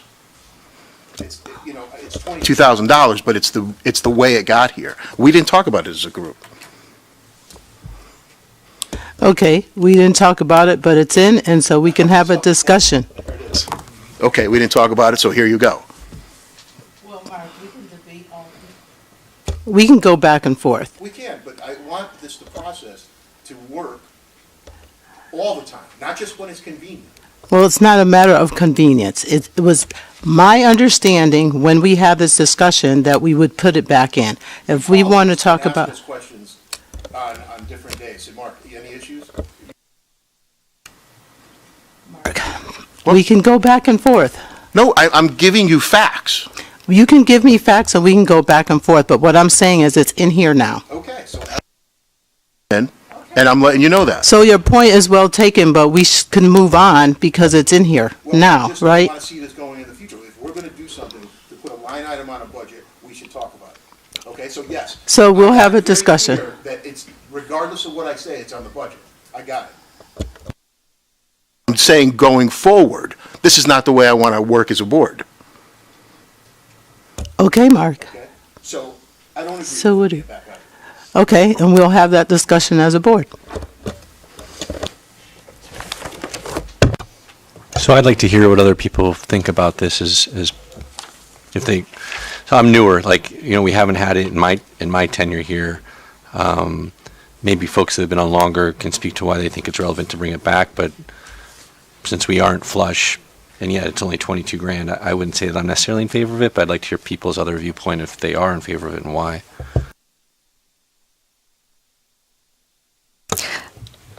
I actually am not in favor of it, but I just wanted to say my understanding of how this got here is that we agreed a few years ago to take it out, and then many people have asked you and us, are we going to come back and have a conversation about putting it back in? So my understanding was it's in here so that we can have this conversation. I personally don't think we should, but I would like to hear from people who think we should to talk me into it. My sense is that one of the reasons, let me try again. We said no because we were in a budget crisis, and it wasn't clear to us that this was a good way to spend what little money we had. But part of why I at least voted to take it out was that my sense is that because we are a large enough district, we actually cover a lot of the services that CABE already does.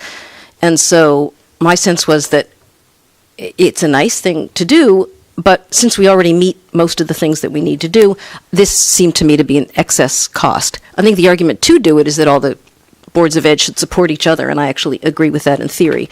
But my sense is that we don't talk about bang for the buck, we don't get much bang for this buck, and so I actually am against it, but I'm glad that we're having the conversation because we do keep getting asked, are you going to join? Are you going to join? Are you going to rejoin? Again, I'm not an elected member of the board. We'll be here as late as you want to be. Just as a function, sometimes the next workshop, this could be those type of topics that are board topics where you're going back and forth. The public hearing and then the workshop afterwards is just in the interest of time. That's a good opportunity for those to happen when it's not necessarily a question that, I mean, we'll still be responding to questions that night and everything else, but that will be an opportunity for you to have a healthy debate about all these topics also. And I'm not saying not to do it now. I'm just saying in the interest of time that sometimes that night's a 15-minute night, and it's because we've covered it all tonight. We don't have to cover everything tonight, too. Thanks. So if you're okay, I'll return to questions for Chip. I was just curious. I remember on the state partnership plan, there was a feature where an individual who's covered by the plan, they could be subject to a penalty if they didn't get their annual physical on time, etc. Curious if there's a similar penalty that the board would be assessed if an individual missed their physical. No, the penalty applies to the individual.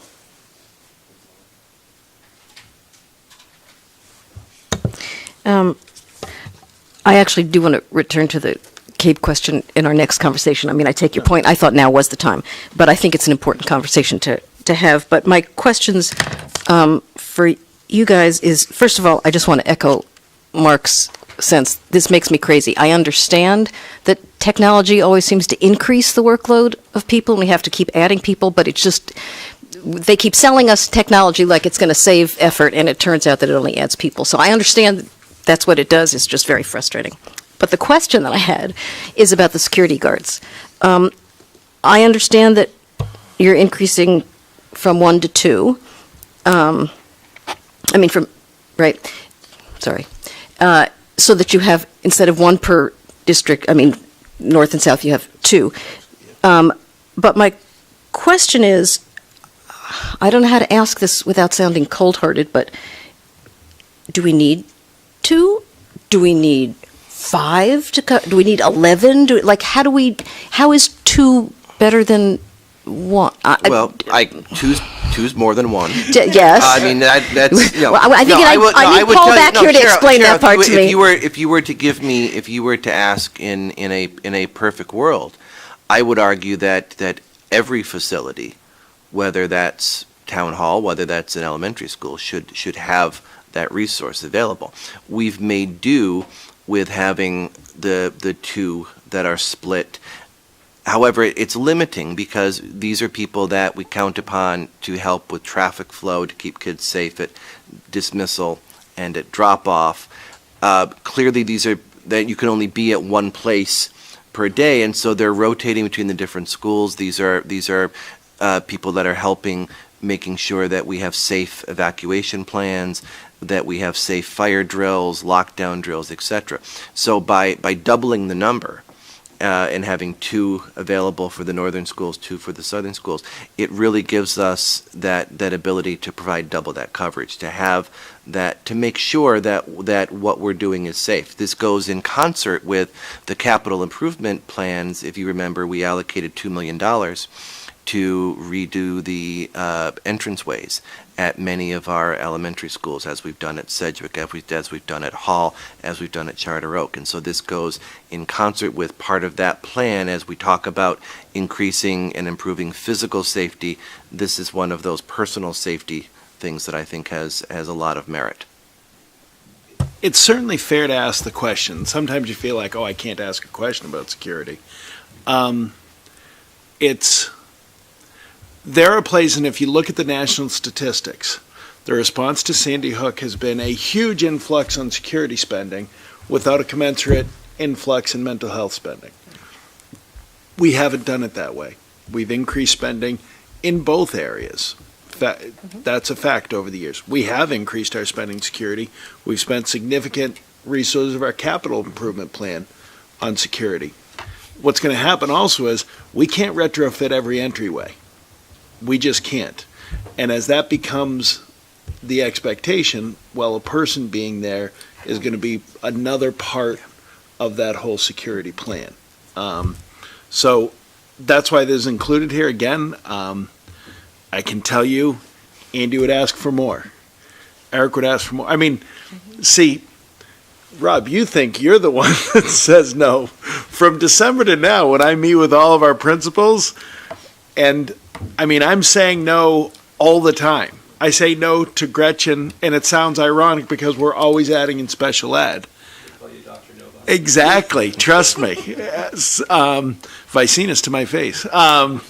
So that's really, if you ask me, is this enough?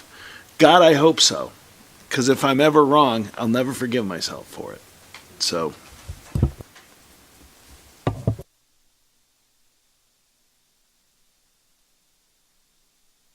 Any other questions? And Rob, if we can have that discussion perhaps at the next, Which discussion? the discussion about CAPE, in terms of finding out where we all stand at the next workshop. Are you okay with that? Okay. And since we have, what, 2 more pages to go? Are we done? Oh, we're done.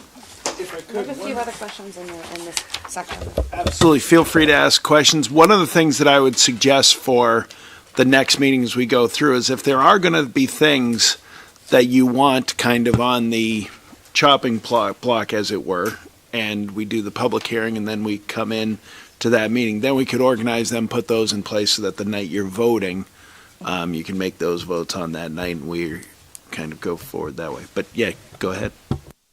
Yeah, I'm wicked sorry, everybody. So on F19, this is the printing department. Can we talk a little bit about how much that gets used? Whether is it true that a private citizen can call up this printing department and get a print job done? And if so, do we take money in from that? And should we promote that more? Is it worth promoting that more? So so yes, I mean, we do print for people who call up. Primarily, they're related to the school system. So, I mean, it's the foundation and PTOs and things like that. We also do printing for the town side. So we print a large number of jobs for them. We also do printing for other towns. We used to do a lot more. Other towns have gone away. We have specialized printing in terms of four-part forms, and we've got the binding and those types of things. So those things we do. In terms of printing and promoting it for the general public, it's, we're sort of in competition with other places. So that really is not something we've ever focused on. We have printed to other, promoted to other towns, but we don't have a fleet of truck. It's a 2-person shop. We don't have a fleet of trucks to doing delivery, so it works, but it's not a significant part of our budget. Most of our work is for printing the large jobs for the schools and providing the media productions to create the graphics for that. So when we print something for the town, do they pay us? Yep. Mm-hmm. Is it something that we should consider to see if they would split the cost of this program with us 50-50? They do about 10% of the printing, so I don't think we could get them to do a 50-50 split. We could ask. That should be our starting point. Yeah. So, I mean, you also had a question about copiers or something. Yeah. Okay. That's So yes, we do print. We do have a joint copying agreement, but just to be clear, we do 30 million copies a year, and the town does 1 million. So it's more, I think 3 contracts ago we combined, and their printing costs went down by 2/3 because, when you're part of a 30 million print copy job, you get a much better price than when you're doing 1 million on your own. So yes, we work jointly on those situations. Okay, thanks. One last question on the printing. Do we think it's right-sized? Like we have the right number of people there? It's If we're going to maintain a print shop, yes, it is right-sized. It's either that or get rid of it. Okay. We need 2 people in there to be able to manage, meet the demands for the time frame that they want to. Otherwise, then you just, might as well just not have a print shop. all right. It thank used to you. be a 4-person print shop. Oof. We looked at, that was in 2007 or 2008, and so we right-sized it at that point in time, compared ourselves to other school districts of a similar size, 10,000 students or more type of thing, and so that suggested that 2 persons was the right size, and they were able to manage the print volume at that level. But to go to 1 person would mean you would then just outsource the whole thing. And do we think that outsourcing is more expensive than keeping it in-house? We'd have to take a look. It's been a while since we've examined that. So that was 12 years ago. Right. Yeah, I mean, it might be worth trying to do an assessment of how much we've used it over the past year or 2 years, what kind of jobs we've asked them to do. I don't know, just might be interesting to take a look at to see whether. Certainly something would require an extended period of time to do that evaluation. Okay, thank you. Just briefly about the copiers. This is a different issue entirely from Trinity, but Trinity did exactly what you're saying. It closed its copy shop and said, we're going to do outsourcing to, I don't know where the heck it is, but it was not only, I have no idea if it saves money, but it certainly doesn't save time, and it's incredibly cumbersome, and it takes much longer to get anything done. So if we're going to, I mean, if it's a significant cost savings, that's fine with me, but I do think we should keep in mind that if it's close to parity, that it's also a matter of getting things done promptly because it's in-house. So it's just another factor to keep in mind.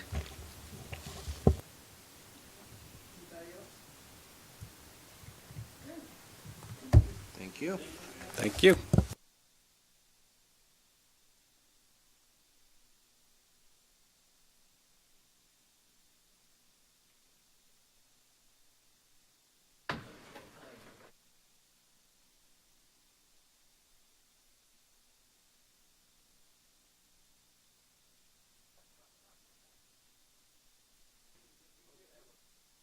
I'm glad I don't go to Vegas with you.